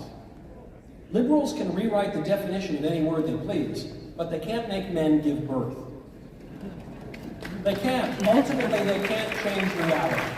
Just won't happen. So they tell more lies. They claim today that individuals have a right to a child. But of course, no one can ever have the right to a child because children are people. And no one has the right to another person because those people have rights themselves. In our national identity crisis, we no longer recognize those rights. We no longer recognize people. Increasingly, we treat people as objects. We treat children as commodities to be bought and sold, designer babies to be purchased on the open market of the surrogacy industry so that adults can live out their fantasies. But those fantasies come at a cost. They come at the cost of creating children intentionally to deprive them of their natural mothers and fathers. It's ghastly, but it's to be expected. We are talking about people who claim the right to kill babies when the babies are inconvenient. If we have the right to kill babies, surely we have the right to buy and sell them too. If we have the right to give and take innocent human life, then we have the right to do anything. We are as free as God himself. But we aren't God, and increasingly we aren't free. We are less free today than we've ever been in this country, because there's no such thing as freedom without limits. Everything in this life comes with a trade-off, comes at a cost. People gain the freedom to get rid of babies that they don't want. The cost is that babies lose the freedom to live. Men gain the freedom to use the women's bathroom. Women lose the freedom to have their own bathrooms. As Americans lose the freedom to make our own laws. Drug addicts gain the freedom to shoot fentanyl on the streets of the city. Citizens lose the freedom to walk down their sidewalks in safety and peace. The freedom liberals offer is the dubious freedom of the drug addict. It's the freedom to follow our lowest appetites, to deny our reason, and ultimately to destroy ourselves. It's the freedom of Satan in Paradise Lost, to make a hell of heaven and a heaven of hell. It's the freedom of abject slavery, and it has made a hell of our country everywhere it's taken hold. The freedom the liberals promise is liberation from all limits, liberation from borders, from laws, standards, norms, family, even from biology. It's a false freedom, a siren song. To liberate a nation from its borders is to erase the nation. To liberate a people from its family and its laws and its customs is to erase the people. To liberate a man from his body is to kill the man. True freedom is not the license to languish alone in ever stranger fantasies, but rather the right to flourish, all of us together, in reality. True freedom, to borrow another phrase from St. Ronald, is a national policy based on what we know in our hearts is morally right. How do we know what's morally right? Because we have brains. Even the liberals, I'm pretty sure, I'm not totally positive, but I'm pretty sure at least most of them do. We have reason, and we have moral conscience. We know the difference between truth and falsehood, right and wrong. We know the difference between a man and a woman. We know the difference between an American and everyone else. Confusion is one of cowardice. If we lose our national identity, the fault will lie with our refusal to acknowledge our convictions and to act on them. Governor Bradford tells us that the earliest Americans faced a similar crisis of identity. So they left a world of charming comforts and false freedom because they knew they were pilgrims and looked not much on those things, but lifted up their eyes to the heavens, their dearest country, and quieted their spirits. Our forebears knew who they were. The moment we once again follow in their footsteps is the moment we will remember who we are, too. Thank you very much. God bless you. And God bless you.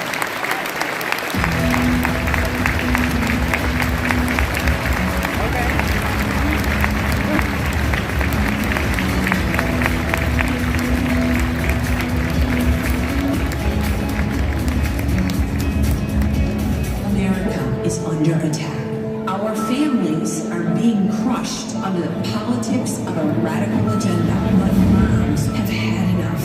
We are standing up and we are fighting back. This is our battle. This battle is every bit as important as the Revolutionary War because we fight for the same thing. Moms for America is a national movement of moms reclaiming our culture for truth, family, freedom, and the Constitution. I think Moms for America is exactly on track and is doing the right thing for the future of our country and our children. Like Moms for America is going at the heart of the issue.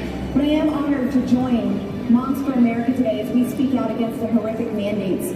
With a national network of over 500,000 mothers, Moms for America is one of the fastest growing movements of women in the country. The most dangerous place in all of nature is between a mama bear and her baby cub. We are the change. No matter So what, way back in the back of the room is where media is supposed to be. Way back where you can't see anything. This has been like a really strange experience. I can't wait to tell you all about it later. Welcome to the One-Leg Revolution.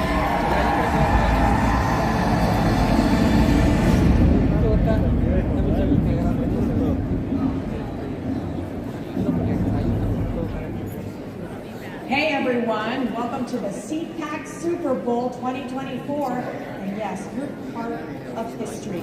Thank you for supporting this incredible organization and this important movement, and thank you for attending CPAC. Newsmax has been terrific. President Trump is right. Millions are switching to Newsmax. It's the fastest growing streaming service in America. You don't need those woke streaming services anymore. Just get Newsmax Plus. We stood behind a Newsmax reporter who wasn't allowed to come in. So we're not sure what's up with that. But they are one of the supporters here. Gain access to exclusive documentaries, series, and special briefings. It's free to start. So go to NewsmaxPlus.com now to sign up and watch Newsmax anytime, anywhere. So I wonder if it's one of those cases where like, some of the reporters are more white than others. Like Bob's last 4 years, you know? I wonder if it's like that. Inflation reduction, giving people more beauty, my dad was said. You can zoom in. Okay. Good.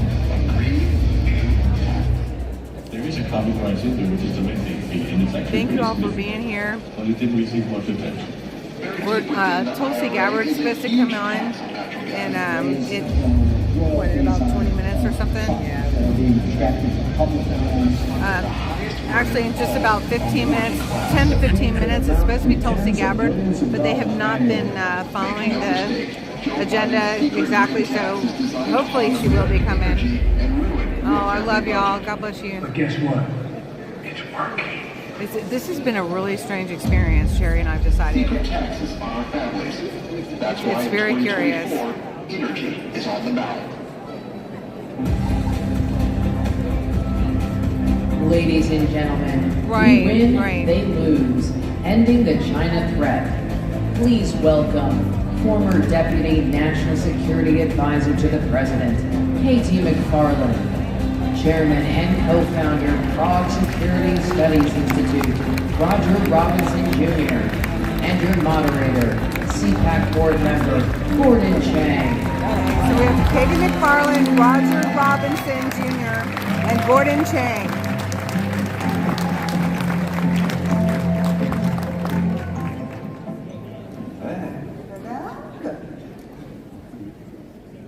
How do we end the China threat? Well, we actually have a playbook for that. Oh, those guys over there, they're fantastic. The Tornadoes of Texas! You're so cute. In the 1970s, just everybody thought that we would have to live with the Soviet Union forever. But there was one man. One man said, we win, they lose. Today, we have two heroes. They designed and they implemented Ronald Reagan's plan to starve the Soviet Union.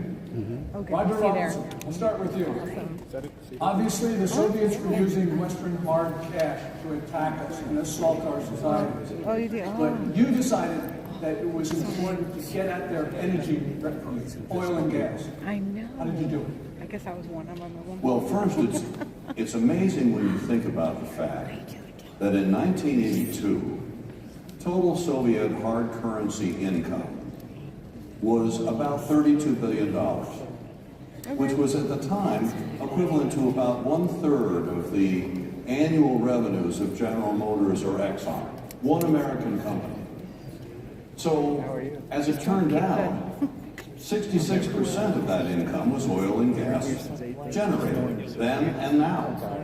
And if you look at oil, gas, arms, and gold, it was 80%. So that is not what you call a diversified economy. It's more of a petrol station. Can you see? And it remains the case. And so we noticed, those of us that were looking at this in a detailed way, that they were spending about $16 billion more than they made a year. And it turns out, guess who was financing that hard currency gap?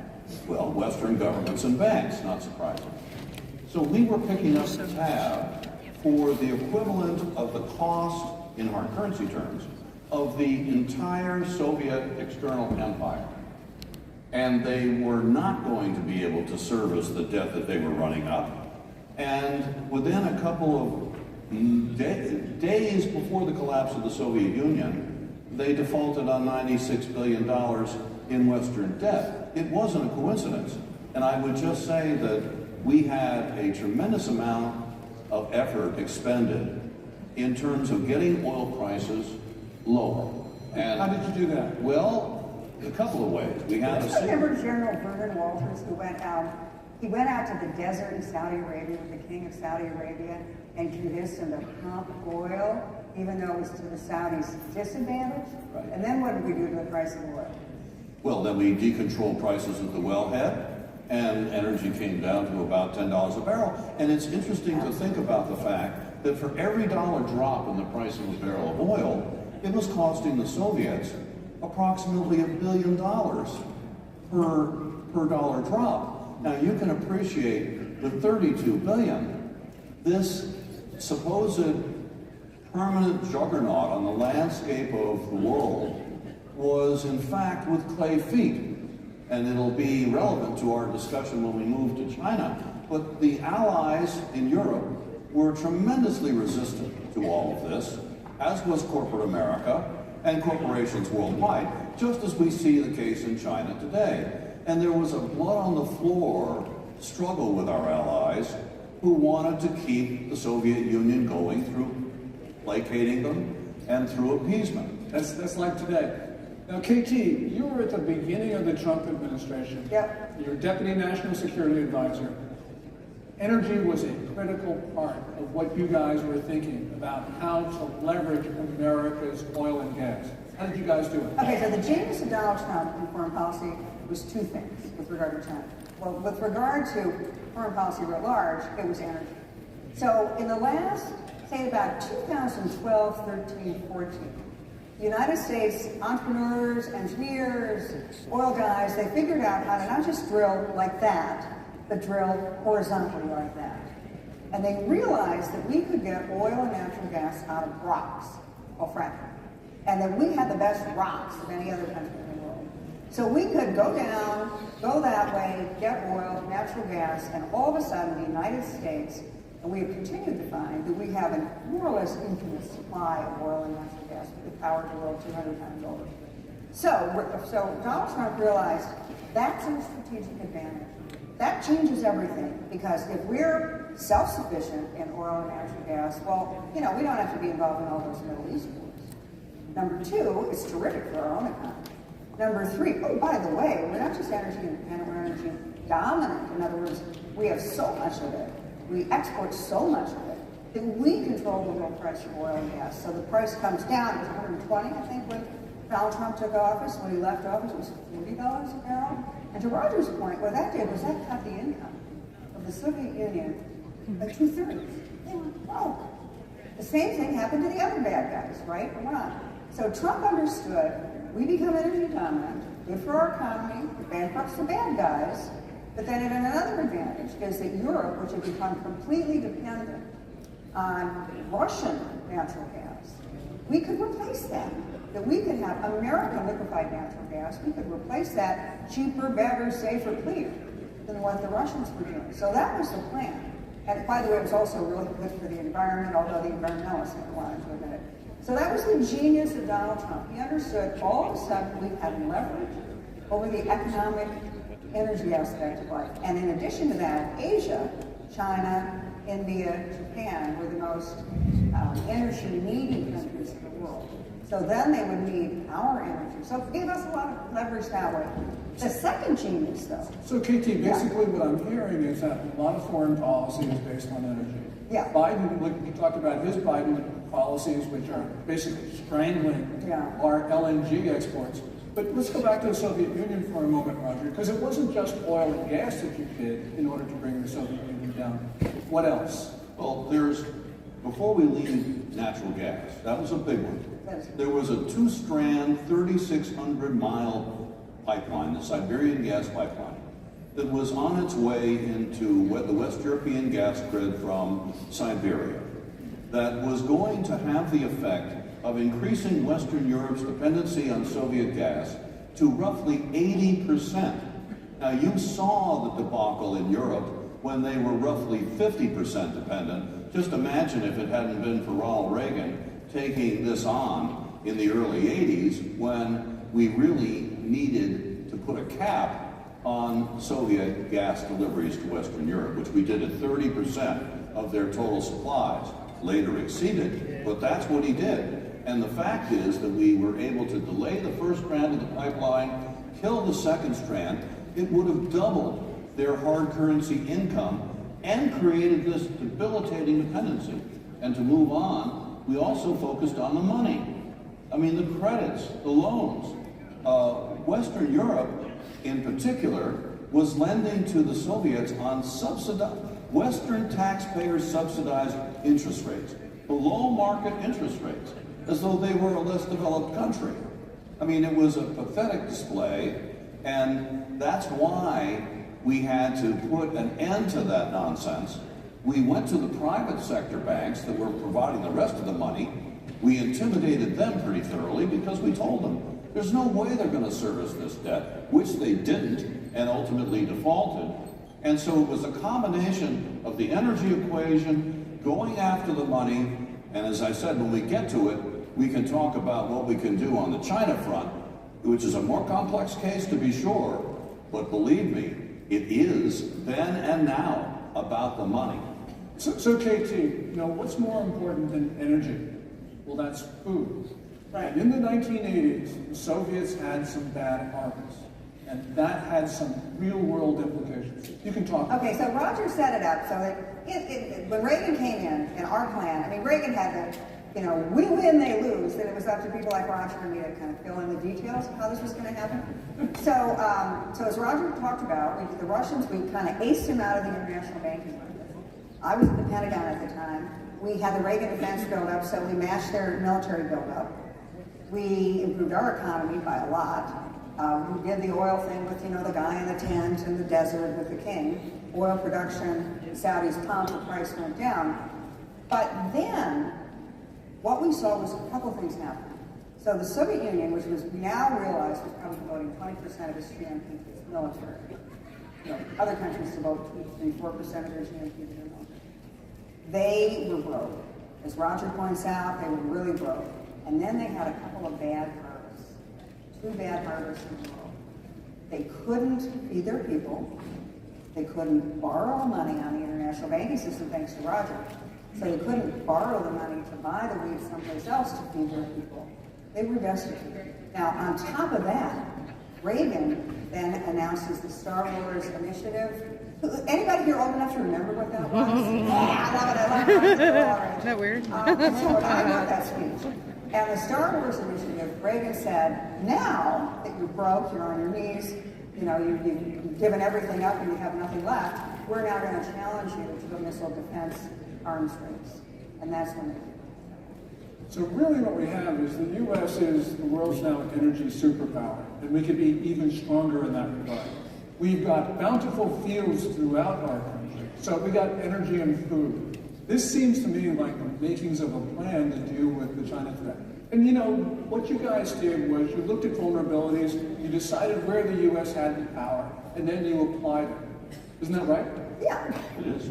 I mean, today, for example, think of our position financially in the global financial domain, which we utterly dominate. We have around 66% of the world's investable capital. Our capital markets are roughly the size of the rest of the world's combined. The world's reserve currency, the dollar, happens to be ours. The Chinese don't even have a convertible currency. They've lost 6 to 7 trillion just recently in their stock markets. Their real estate, which was 25-30% of GDP, has collapsed, which is 80% of the wealth of average Chinese people is in real estate. The point is, you want to talk about a group that is experiencing slow motion economic and financial implosion. Look no further than China. And yet, the problem is we've moved trillions of dollars from U.S. investors directly into the coffers of the CCP and the People's Liberation Army by their 5,000 companies in our capital markets today, and 60 to 100 million of us have part of our stock and bond portfolios unwittingly invested in Chinese corporate bad actors reporting directly to the PLA. And it's even worse than that, Roger, because the thrift savings plan, which is essentially the 401k for federal employees, is still invested into Chinese companies through the mutual fund window. If we end that, we cut off a major source of cash to China. That's for sure. And it was so difficult, amazingly, to get it out of the international fund. We finally excised China from the international fund of the thrift savings plan, as Gordon said, the pension system of federal government employees. But you have 47 states today, probably your own, only Nevada, Missouri, and Tennessee are exempt, that are holding oftentimes billions of dollars in Chinese corporate equities, stock. And that is unconscionable, just as it is for your own pension systems and mutual funds and the like. I mean, the reality is you have a 401k and a retirement plan, you probably have in there investments that are invested in China, the Chinese military industry. You don't know it. If you did, my God, you'd flip out. But we have financed, because of those stock purchases, we have financed their military buildup and their intelligence community buildup and their economic buildup. We've got to stop that, and that's one of the things you've done. Not just that, on the human rights side, who are these companies? We've looked at them in great detail. They are equipping concentration camps in Xinjiang. They're trafficking in slave labor. They're building the surveillance state. They're aiding and abetting genocide in Xinjiang. Not to mention on the military side, they are building and militarizing the islands in the South China Sea. We had the last 2 aircraft carriers in China import financed on the New York Stock Exchange.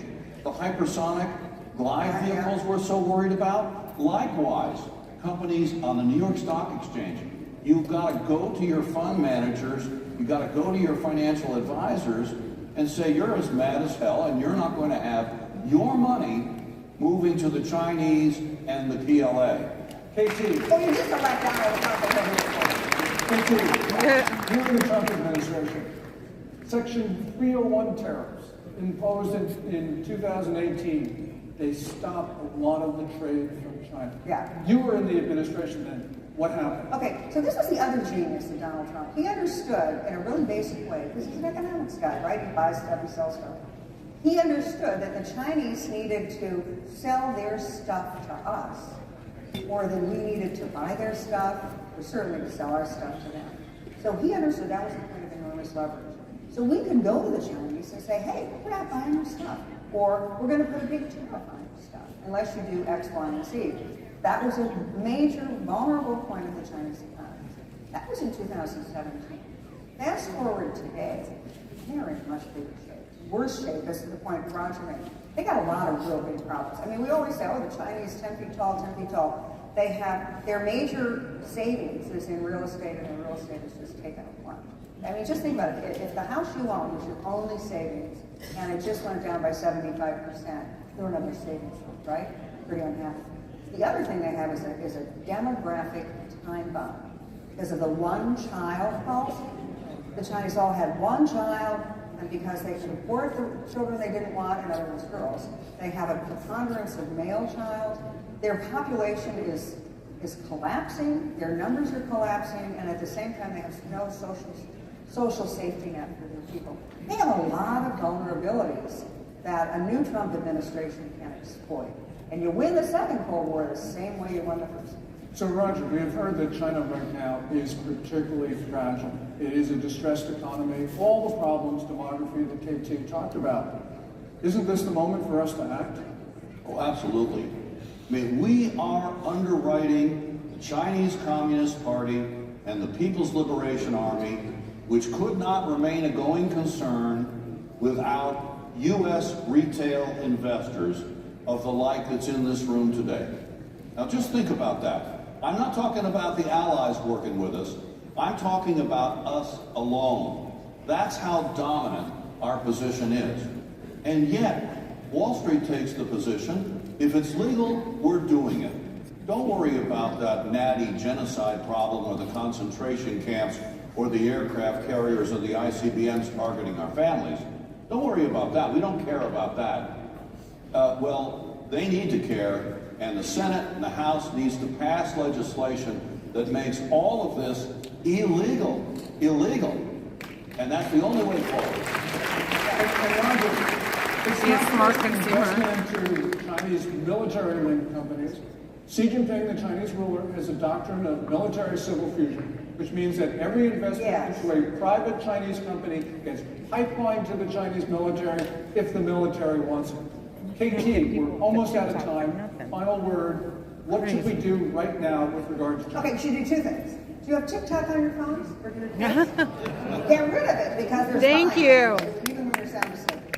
Get rid of TikTok. Because you don't have to worry about all the details of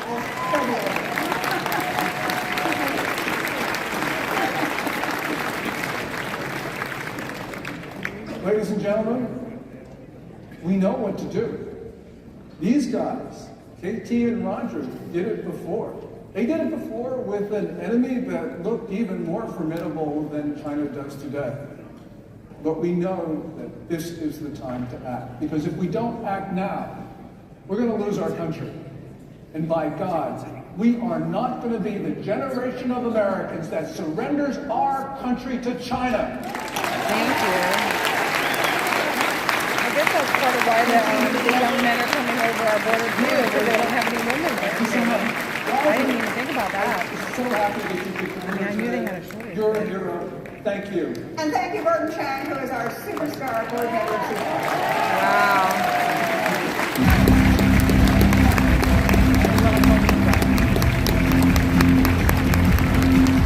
God bless them. Oh my goodness. Woo! These chairs are rough.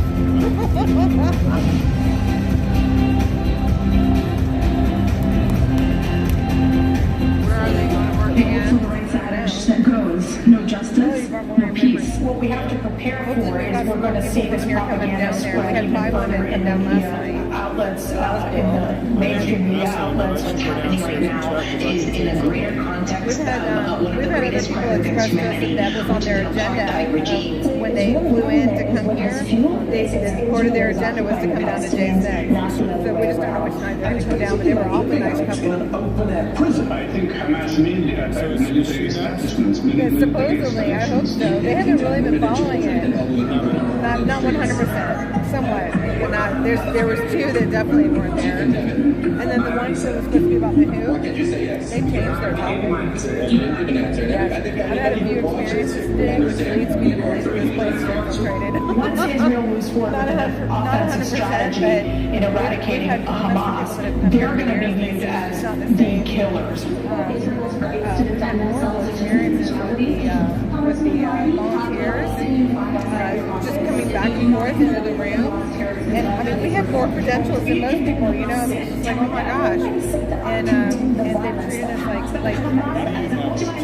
like media and general. So thank God I left this one too, because I got this one first before this one came through. But I wouldn't be sitting right here if I didn't have this one. They have made more of a fuss over us. And Sherry had somebody follow her. Like saying they were having, what was it, national security was breathing down their necks, and the feds were breathing down their necks on traveling. And then he checked my credentials again. He was nice enough. And you know, it was just like, I don't know. And then there was a transvestite walking through, and everybody's interviewing. And it's been a very strange day. It's been a really strange day. I saw that she was outside wearing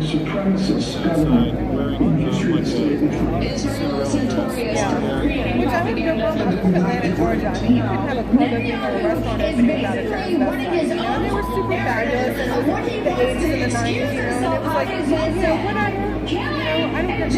But this is I was like, how very odd. Today has been weird. Yesterday was great. Today is like, what is happening? He was on the agenda. He was up there alone talking, and he was straight up lying about the numbers concerning fentanyl and overdose deaths, etc. Because I'm Ricos by trade, and that's part of my area, York, Pennsylvania, because I'm in Annapolis, Maryland, so it goes all up and down and over to the west, you know, and straight up lying, like through his teeth. And I knew it, and I couldn't help myself. I was like, he is lying. I'm going to control this whole area here. I was like, he's straight up lying. What would make him lie? Making everybody believe that the people coming over the border, non-border, are not a problem. That the fentanyl's maybe not as bad as we think. That they're able to battle it whether we have open borders or not. That's the only thing I can think of. It's the only thing I can think of. And he's a son of a bitch anyway, sorry. You know, they got me cussing today.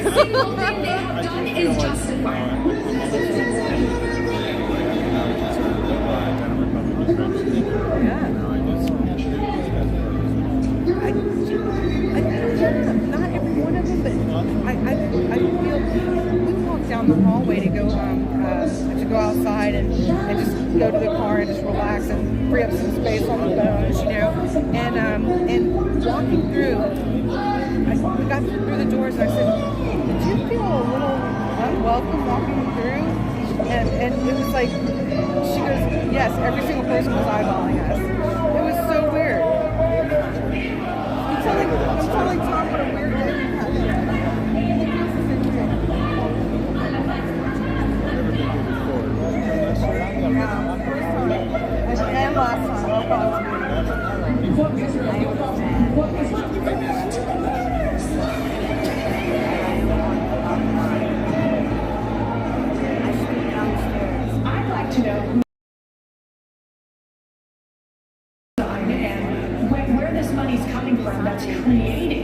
this propaganda that's infiltrating our academic institutions, our media institutions, and trying to drive this anti-Jewish message.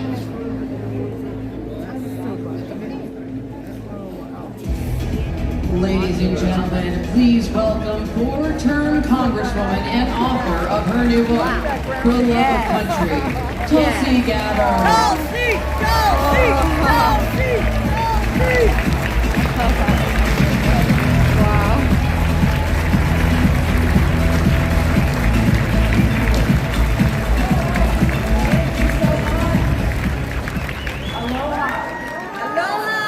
Wonderful to see you all here again at such a critical time. Our democracy is under attack. Amen. Yes, it is. The perpetrators of this attack are those who, in the name of saving our democracy, are destroying it. I don't use these words lightly. Every one of us who loves this country and who cherishes peace and freedom should be very alarmed by those who, driven by their insatiable hunger for power, are actively undermining all that we stand for. And almost every single day, if you're paying attention to the news and the headlines, there is some new assault and some new attack. Now, it's the Democrat elite and the swamp creatures in Washington who are doing all that they possibly can to keep us, the American people, from a very simple thing, having the freedom to choose who we want to be our next president. Amen. And it is clear through their actions they have no respect for us, and they have no respect for our fundamental rights as citizens of this democratic republic. That's right. They are so terrified that we, the people, may make what they think is the wrong choice. That in the name of protecting democracy and saving us from ourselves, they're actually destroying our democracy and taking away our freedom. And we look throughout history and we can see many examples of evildoers who find some justification, who believe that they are doing the right thing. And so today we see the Democrat elite say with great concern in their voice that if the American people elect Donald Trump again, they warn us he will destroy our democracy. They say he will be the dictator-in-chief, that if he's elected, it will be the last election this country sees. It's laughable. It is so crazy, it's laughable. They're justifying their actions by telling themselves that they need to destroy our democracy in order to save it. It's lunacy, and it's the mindset and mentality of dictators. They are waging a multi-front battle, and they will stop at nothing until they're successful. I'm going to go through a few of the many examples. We've seen how Colorado, Maine, 32 states have taken some action or another themselves in an unprecedented way to try to remove the leading Republican candidate for president, Donald J. Trump, from the presidential ballots. Amen. In defiance of the Constitution, these people are single-handedly deciding that somehow they alone have the authority to take away our right as citizens. In Congress, Progressive Congressman Ro Khanna from California, someone who I've known for years, he is so desperate to take Trump off the ballot that he's demanding that the chairman of the Federal Reserve, a position that's supposed to be nonpartisan and apolitical, take action and intervene to stop the former president from getting reelected. On December 27th of last year, Representative Khanna said in a post on X that Federal Reserve Chair Jerome Powell, quote, should cut interest rates now, given most of inflation was caused by supply shocks. If he doesn't, he may be the person most responsible for the return of Trump. The Democrat elite and their cronies, they're using our criminal justice system to prosecute and distract the Republican presidential candidate in the midst of his campaign. As we know, Donald Trump currently faces 91 charges in 4 criminal cases, 44 on the federal side, 47 on the state side, all felonies. This most recent ruling in New York, the real estate case, charging him a $355 million fine plus nearly $100 million in interest, for a business transaction where there was no victim or complaint, where all parties made money. So egregious that even people who are not fans of Donald Trump are standing up and saying this is crazy and criticizing this judge's decision that from the very beginning has been a very clearly politically motivated hit job.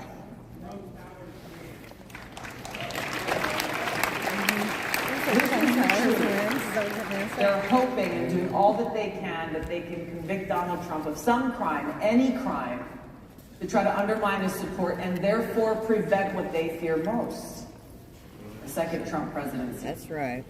And there's a reason why they're so afraid of him, because he poses a threat to this establishment where they draw their power from. When we take a step back and look beyond the personalities, look beyond Donald Trump and Joe Biden, what we're facing is a threat of far greater magnitude. A very dangerous precedent is being set. Our democratic republic is being destroyed by the permanent Washington elite, and there are people in both political parties who truly believe they and not the American people have the right to decide who should be our president. They easily and dangerously dismiss our Constitution, the rule of law, the voices of the American people, anointing themselves as the ones who have the power and justification to make this most important decision. Now, I've only mentioned a few of the many examples. I could write a whole book detailing all that's been done, all that the Democrat elite and Washington establishment have done and are doing to try to destroy Donald Trump and steal our election. As you know very well, President Trump has endured years of attacks. What we're seeing now is a continuation of something that began in 2016, ever since he came down that golden escalator. Now, I've met a lot of strong, tough people in my life. I can't think of a single one who could not only withstand all that they are throwing at Donald Trump without crumbling, but someone who would actually choose to keep fighting against the entire Washington establishment. He also wore all white last year, like the Democrats do, the suffragette thing. I've known Joe Biden for a long time. I used to consider him a friend. Do you think he could handle this pressure? I don't think so. I think even a fraction of this pressure and now, if you listen to what Nikki Haley has been saying, she claims that President Trump only cares about himself, and that he's doing all that he's doing only for himself. If that were the case, wouldn't he just walk away from all this? Walk away from the headaches and the attacks and the stress that he's enduring right now? So why doesn't he? I've had the chance to meet with him and speak with him at length, and I've seen firsthand his heartfelt interactions with friends of mine, veterans, and I've seen how he has touched their hearts and moved them to tears as he expressed his appreciation for their service and their sacrifice. No cameras, no crowds, just that heartfelt conveyance of appreciation. I've gotten a sense for what motivates him, and it's got nothing to do with what the Washington establishment is accusing him of. This is a man who's a fighter. His strength and resilience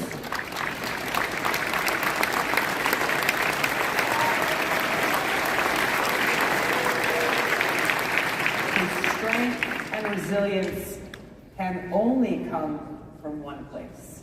His ability to endure this hardship can only come from one place, and that's a sincere love and concern for the future of our country and his care for the American people.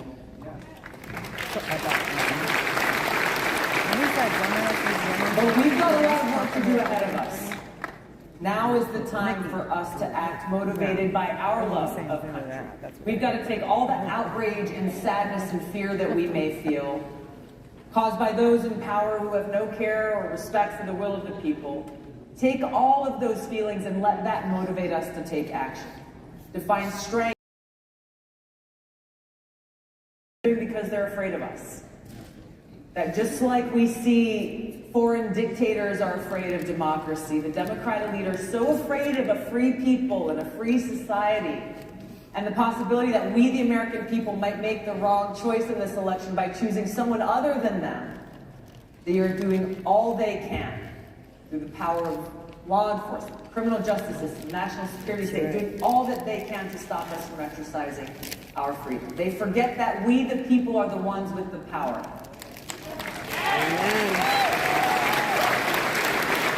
But we have to use that power. Amen. We cannot allow them to get away with this. Our democracy is under attack, and it's up to us to save it. We have to hold those responsible accountable at the ballot box. We have to send this strong message to leaders in both parties that those who abuse their power and undermine our democracy and our freedom will not be tolerated.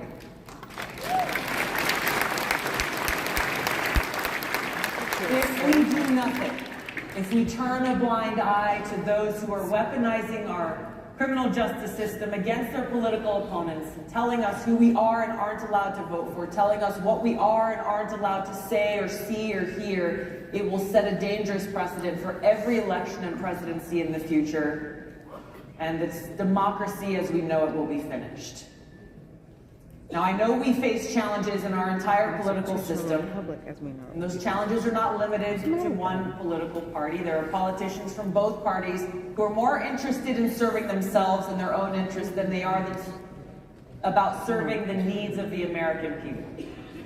And they're not going to give up without a fight. On January 27, 1838, President Lincoln delivered a powerful speech to the Young Men's Lyceum of Springfield, Illinois. And he said, quote, "At what point then is the approach of danger to be expected? I answer, if it ever reach us, it must spring up amongst us. It cannot come from abroad.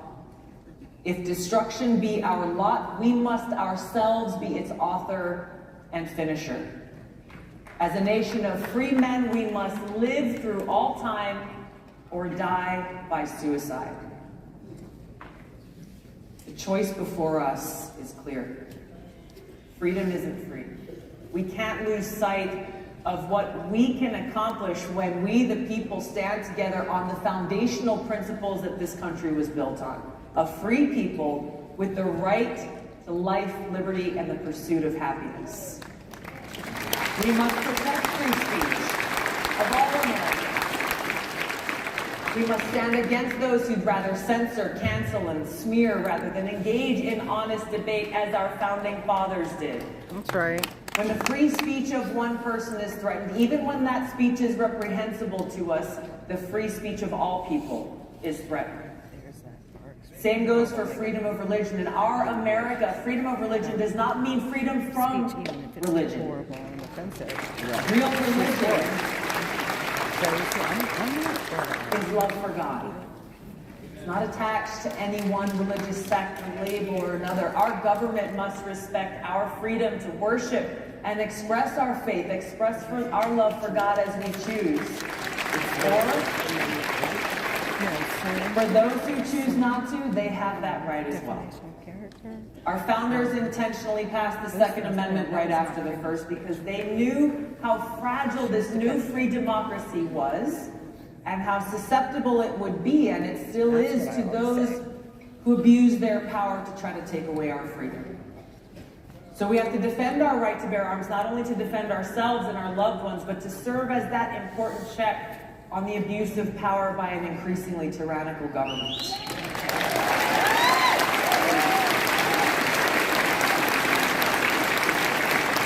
We must stop the bipartisan warmongers of Washington who constantly beat their war drums, who have pushed us to the precipice of World War III and a nuclear catastrophe. Amen.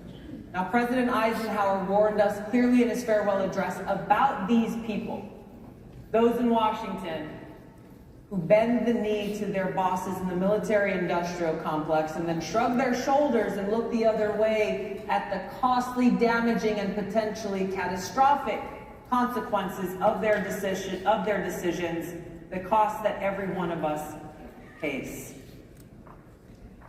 We need leaders who are committed to peace, strength, prosperity, because we cannot be truly prosperous as a nation unless we are at peace.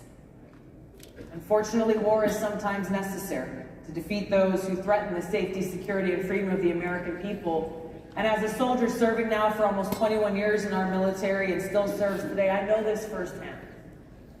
But I also know that war must always be a last resort after all other avenues have been exhausted. Amen.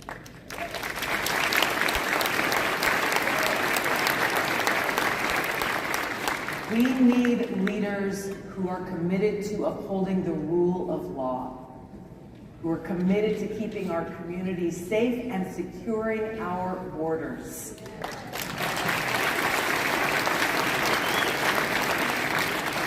In our America, we must come together inspired by love. Love for God, love for others, love for our country. We live in the greatest country in the world. It's filled with potential for us to stand together and build a brighter future in a more perfect union where every American can live free, in peace, and with opportunity for prosperity.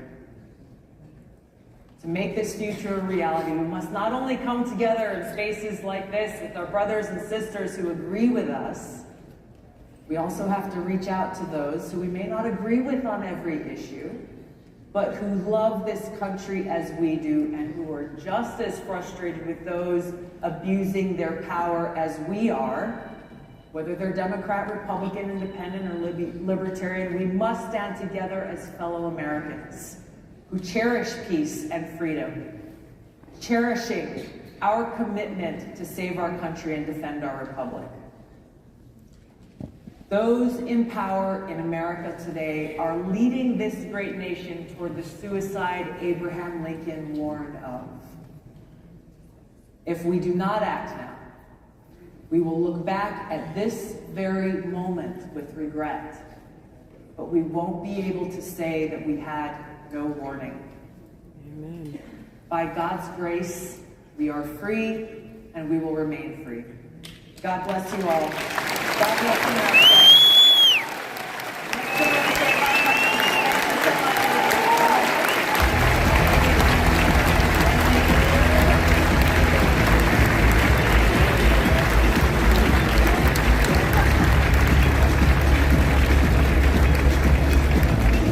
Freedom is not free, and neither is the truth. In order to bring you the facts, our reporters are out there on the front lines getting the true story. Some of them served 10 years in prison in China. We've been censored on social media.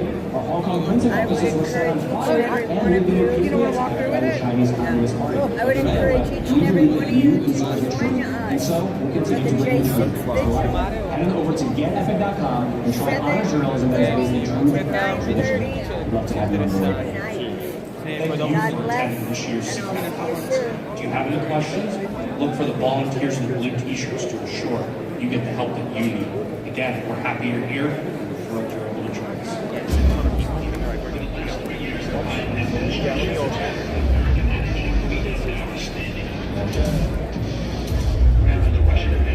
Who's coming up next? Who's El Salvador president?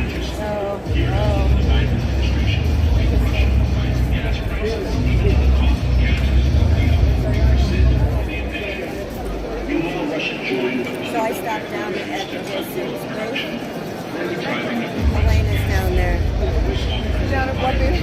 At Sarah's Mill still. And Elena was down there. And I just went right around and talked to Deb.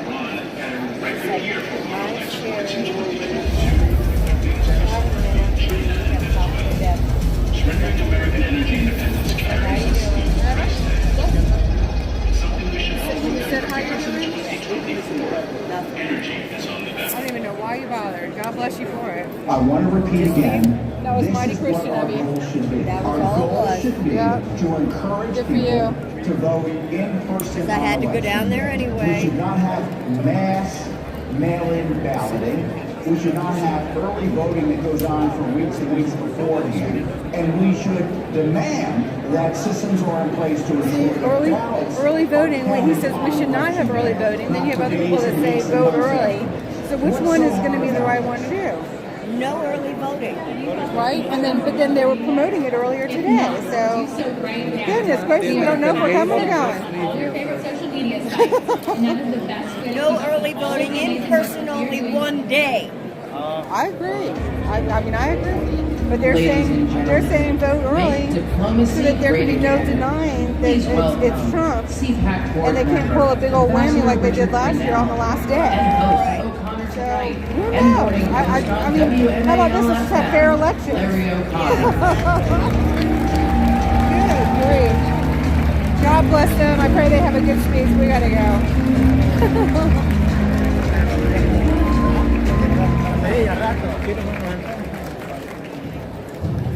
Well, here we are. Here we are. Okay. Ambassador Rick Grinnell. Ambassador Rick Grinnell, ladies and gentlemen. So, go ahead. I thought we'd do around the world with Rick Grinnell. Talk about where things are right now on this planet. And I realized if we had had this discussion 4 years ago, in the final year of the Trump administration, right before the pandemic, it would be kind of a boring conversation, other than sort of looking in the rearview mirror and saying, well, yeah, we had that problem, but we solved it. We had that problem, we solved it. We'll see you there. Okay, be safe. She won't be there tonight. Russia, she's going to watch Ukraine, that. Israel, Hamas, Iran, Yemen and the Houthis, Afghanistan. Hang on, y'all. I'll get you adjusted in a second. China, North Korea, incursions into Taiwan. Sherry, hang on.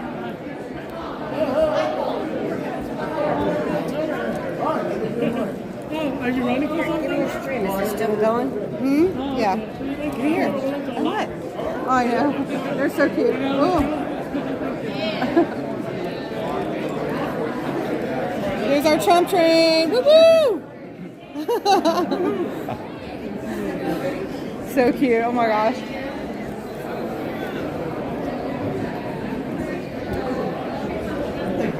All right, y'all. So it would have been interesting to hear the El Salvadorian president, but we've been sitting in those chairs an awful long time. We've got to get down to hashtag Freedom Corner for the J6 vigil. Ivan. Where? In the chair, right there. Is he right there? Oh, yeah, right there. Ivan made it out. I need you to email that or show me how to text that video to him of me on stage. Oh, to Ivan? Yeah. Oh, okay.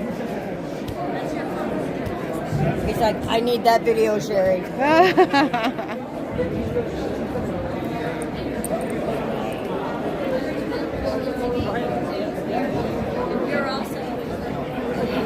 Looks like he's doing an interview.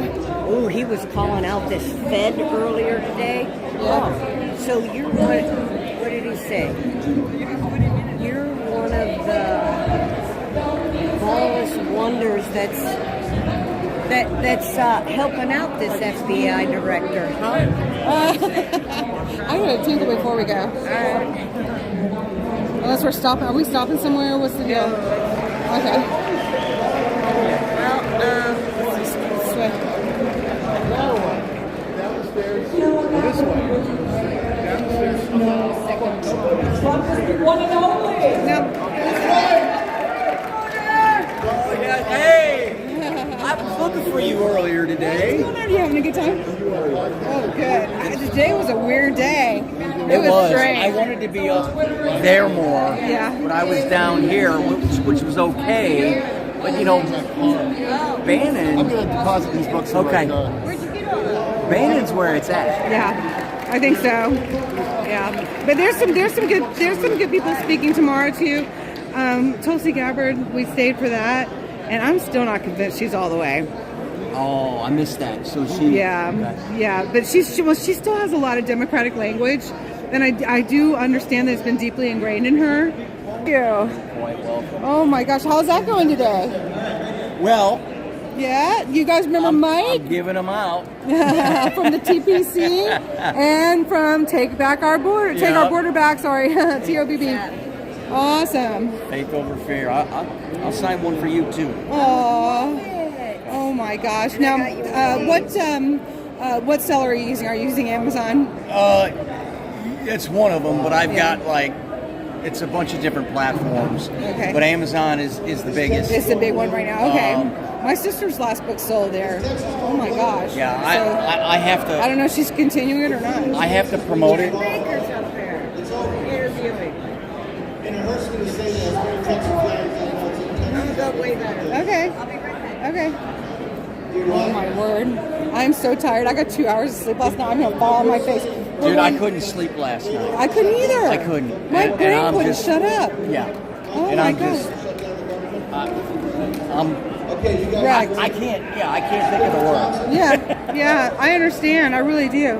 And today, it's like we ran into all the infiltration all day long. You know what I mean? And they gave us such a hard time coming and going out of that main room. It's unreal. I've got a media pass and everything. They were giving us the hardest time. A very strange day, but I know that once I get some sleep, it's going to be a better day tomorrow. Yeah. So Ivan over here getting interviewed, and I was too long, I think, sitting in the chair in there and not enough out here. I'm going to do it a little different tomorrow. Thank you. Thank you. There's 3 chapters dedicated to the People's Convoy. Oh, yeah? 3 chapters to the People's Convoy. Oh, that's awesome.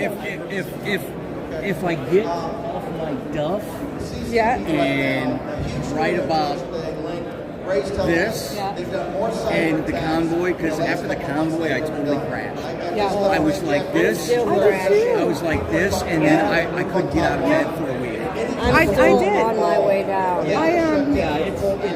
I lost my footing. I lost my grounding or something. You know, it was weird. And so last weekend I went out to Western Maryland to get right in the middle of the snow, and I did some filming. I did some hiking to the waterfalls out there, Muddy Creek Falls and stuff, and it fixed me. It fixed it. I had to just get away and just go do my own thing for the weekend. I went to a Trump rally in Detroit. Oh, that didn't ground you at all. I literally was in bed in St. Louis in my hotel room. I don't have a place to go. Bless your heart. That's why I'm trying to get this out there, because money's drying up. Oh because my Biden really screwed me. Yeah. He screwed me big time. What is it going for on Amazon? $20. Okay, so you guys, we got to help support Mike. He's giving this to us, but he needs our support. Please go to Amazon as one of the sellers. It's only $20, and 3 chapters are to the People's Convoy. So Mike just traveled with us as well. We traveled together in the People's Convoy, but also in the Take Our Border Back. So please go to Amazon and purchase his book and read about all the things that we've been doing with Mike and what Mike's been doing as well. And let's see what he's got here and help him out. God bless you, honey. God bless you. I'll keep pushing it too, because that's awesome. This is a book that's being. I'll read you all the back. I'll read you all the back later, and then you can go over and help out a fellow patriot, super patriot. Mike was the one. Just to remind you all, Mike was the one that we were following and hanging out the window with his bullhorn, and you all enjoyed that so much, and we just thoroughly enjoyed it. We appreciated how Mike drives because he doesn't brake check, and so please go and support him. Amazon, go to the books, and it's Faith Over Fear, Forged Through the Fire, Michael S. O'Neill, super driver who did not kill our Simon, and me either. Right. So that's a good plug, eh? Yes, thank you so much. So real quick, it covers the pandemic, where I was in Hawaii. It covers the coup of November 3rd. It covers the finishing up of the coup on January 6th from the feds. Fedsurrection. It covers me leaving my job because the government breached their contract over COVID, over the shot. Okay. And then People's Convoy and everything after. Okay. It is a roller coaster ride. and some of that is going to blow your minds. I'll bet. I cannot wait to read it myself. Oh my gosh. It's a barn burner. Oh, that's awesome. It's a barn burner, and it's also a whistleblower. Okay, whistleblower book, y'all, right here. Okay, thank you for the link, Wyoming girl. It's already going. Please keep posting that link if you don't mind through all of my chats for the next couple of days at least, and maybe even longer. All right, thank you so much. Oh my gosh, God bless you. Until we really It's a get mic going. stand. We're gonna keep posting it. Yeah, it's a mic stand. Get one of those. Well, it gets me into the places where the big giant things don't go. No, it's portable. It's This is my old. I'll sing you a song. You can put extra batteries on there and stuff like that. Yeah. No, I like it. Really works. People keep saying, "Get a new tripod." That's some other invention right there. Thank you. That works, and you can fold it up. Yep. And this is Guitar Center, and it's just meant to hold your lyrics. You know, this piece here, just added it because it'll hold your cell phone for your lyrics or your set list when you're singing. You gotta go. But it's like the perfect thing for. You've given me a great idea. All right. I love the suit. All right. Mike, God bless you. B-roll shots. Behind the jail. Do you see Jeff? Yeah, we're there every night. So pretend I'm not coming. I've been there, but as far as do I know where it is? You put in the Congressional Cemetery and you'll find it. And when you park at the Congressional Cemetery, you just walk towards the back of the jail and you'll see us. 7:30 to 9. Follow the cemetery around till it's on your right. The jail's in front of you. You're there. Yeah, I remember going there once, but I don't know crap about DC. But you said what? DC Cemetery? Congressional. Congressional Cemetery. You don't have to drive through downtown DC. Right. So keep it simple. You just put the Congressional Cemetery in the GPS, and we're there almost every night. All right? All right. Now, bless you. Thank you, Mike. We're going to keep pumping it, okay? We'll see you tomorrow? Yes. Okay. The new attorneys start the trial in 5 days, or I represent Here we go. Peter's up there now. Oh. What are these other books you got? This one hasn't been released. Oh, yet. Tina's up there. Yep. Oh. It's the one that keeps getting. Oh, yeah. Sorry. What was that? Oh. That was me. Yeah. Oh, it's that's not even released yet. Right. And I got you a copy. Oh, thank you. Wow. Thank you. Oh, what a treat. By Fennell and Sayre. Oh, that's great. Oh, thank you for ordering the book, Beverly. Oh, that's awesome. Right there. Where? Mike, we already got you one sale. Already. That's in like 5 minutes. It's happening. We're going to keep pumping you. All right. All right. Sleep well tonight, okay? All right.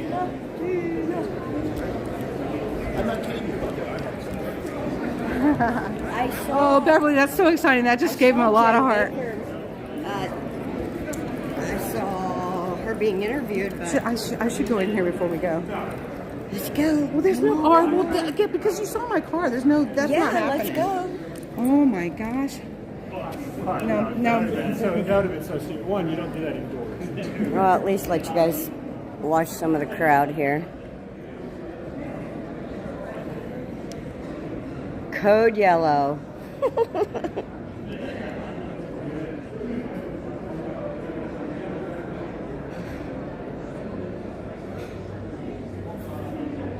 Thank you, Gloria. That's awesome.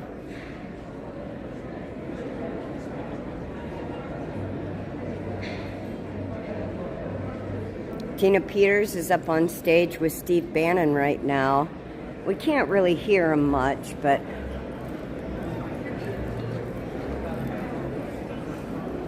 I think they just finished up. They're still up there, but you can see them in the background there.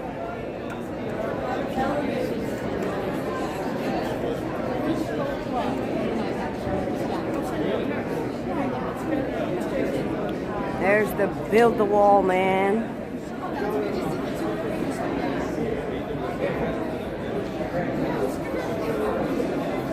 You're welcome, Gloria.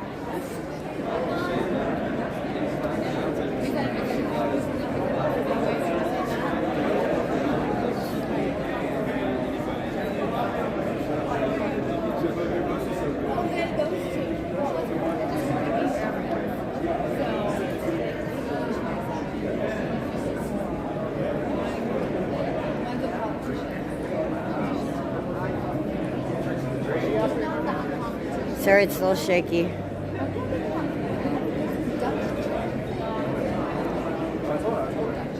Jack Basovic in the back rear.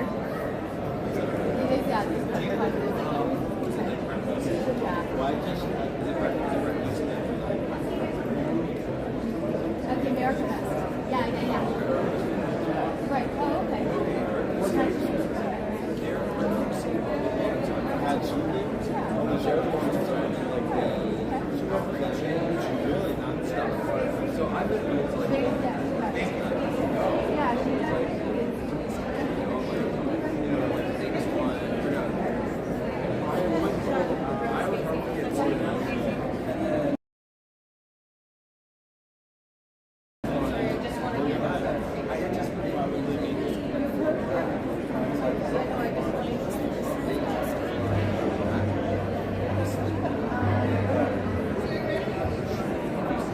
I was just occupying our time. All right.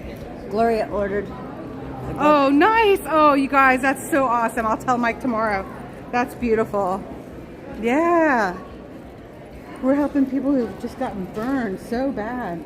I can't wait to reach all the back of this later. Maybe in 3 days.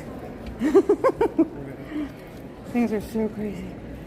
Oh, Jennifer, to a great patriot. Keep fighting the good fight. God bless him.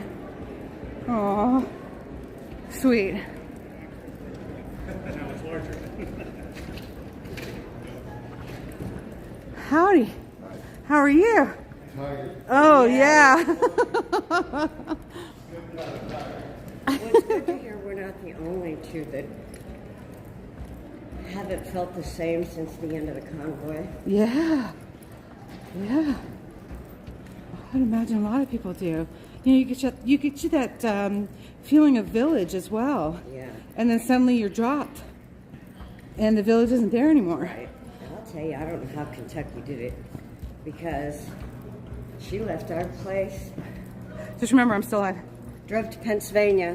Yeah. Turned around, drove to Kentucky, and then it. Yeah, she just kept going. Yeah. Yeah. I don't know how Yeah. the lady does it. I just. She's a rock star. Yeah. Last weekend is what I needed though, because it did. It helped me get my feet back under me. Which was good. 3 orders. Yes. Oh my gosh, y'all. That's awesome. Fantastic. God bless you, Bumbles.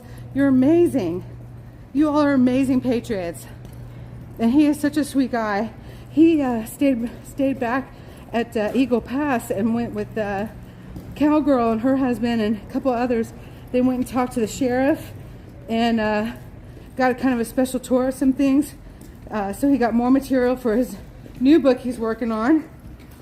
So he's really been trying to make it work and making the best with what he's got. And you really have to respect that.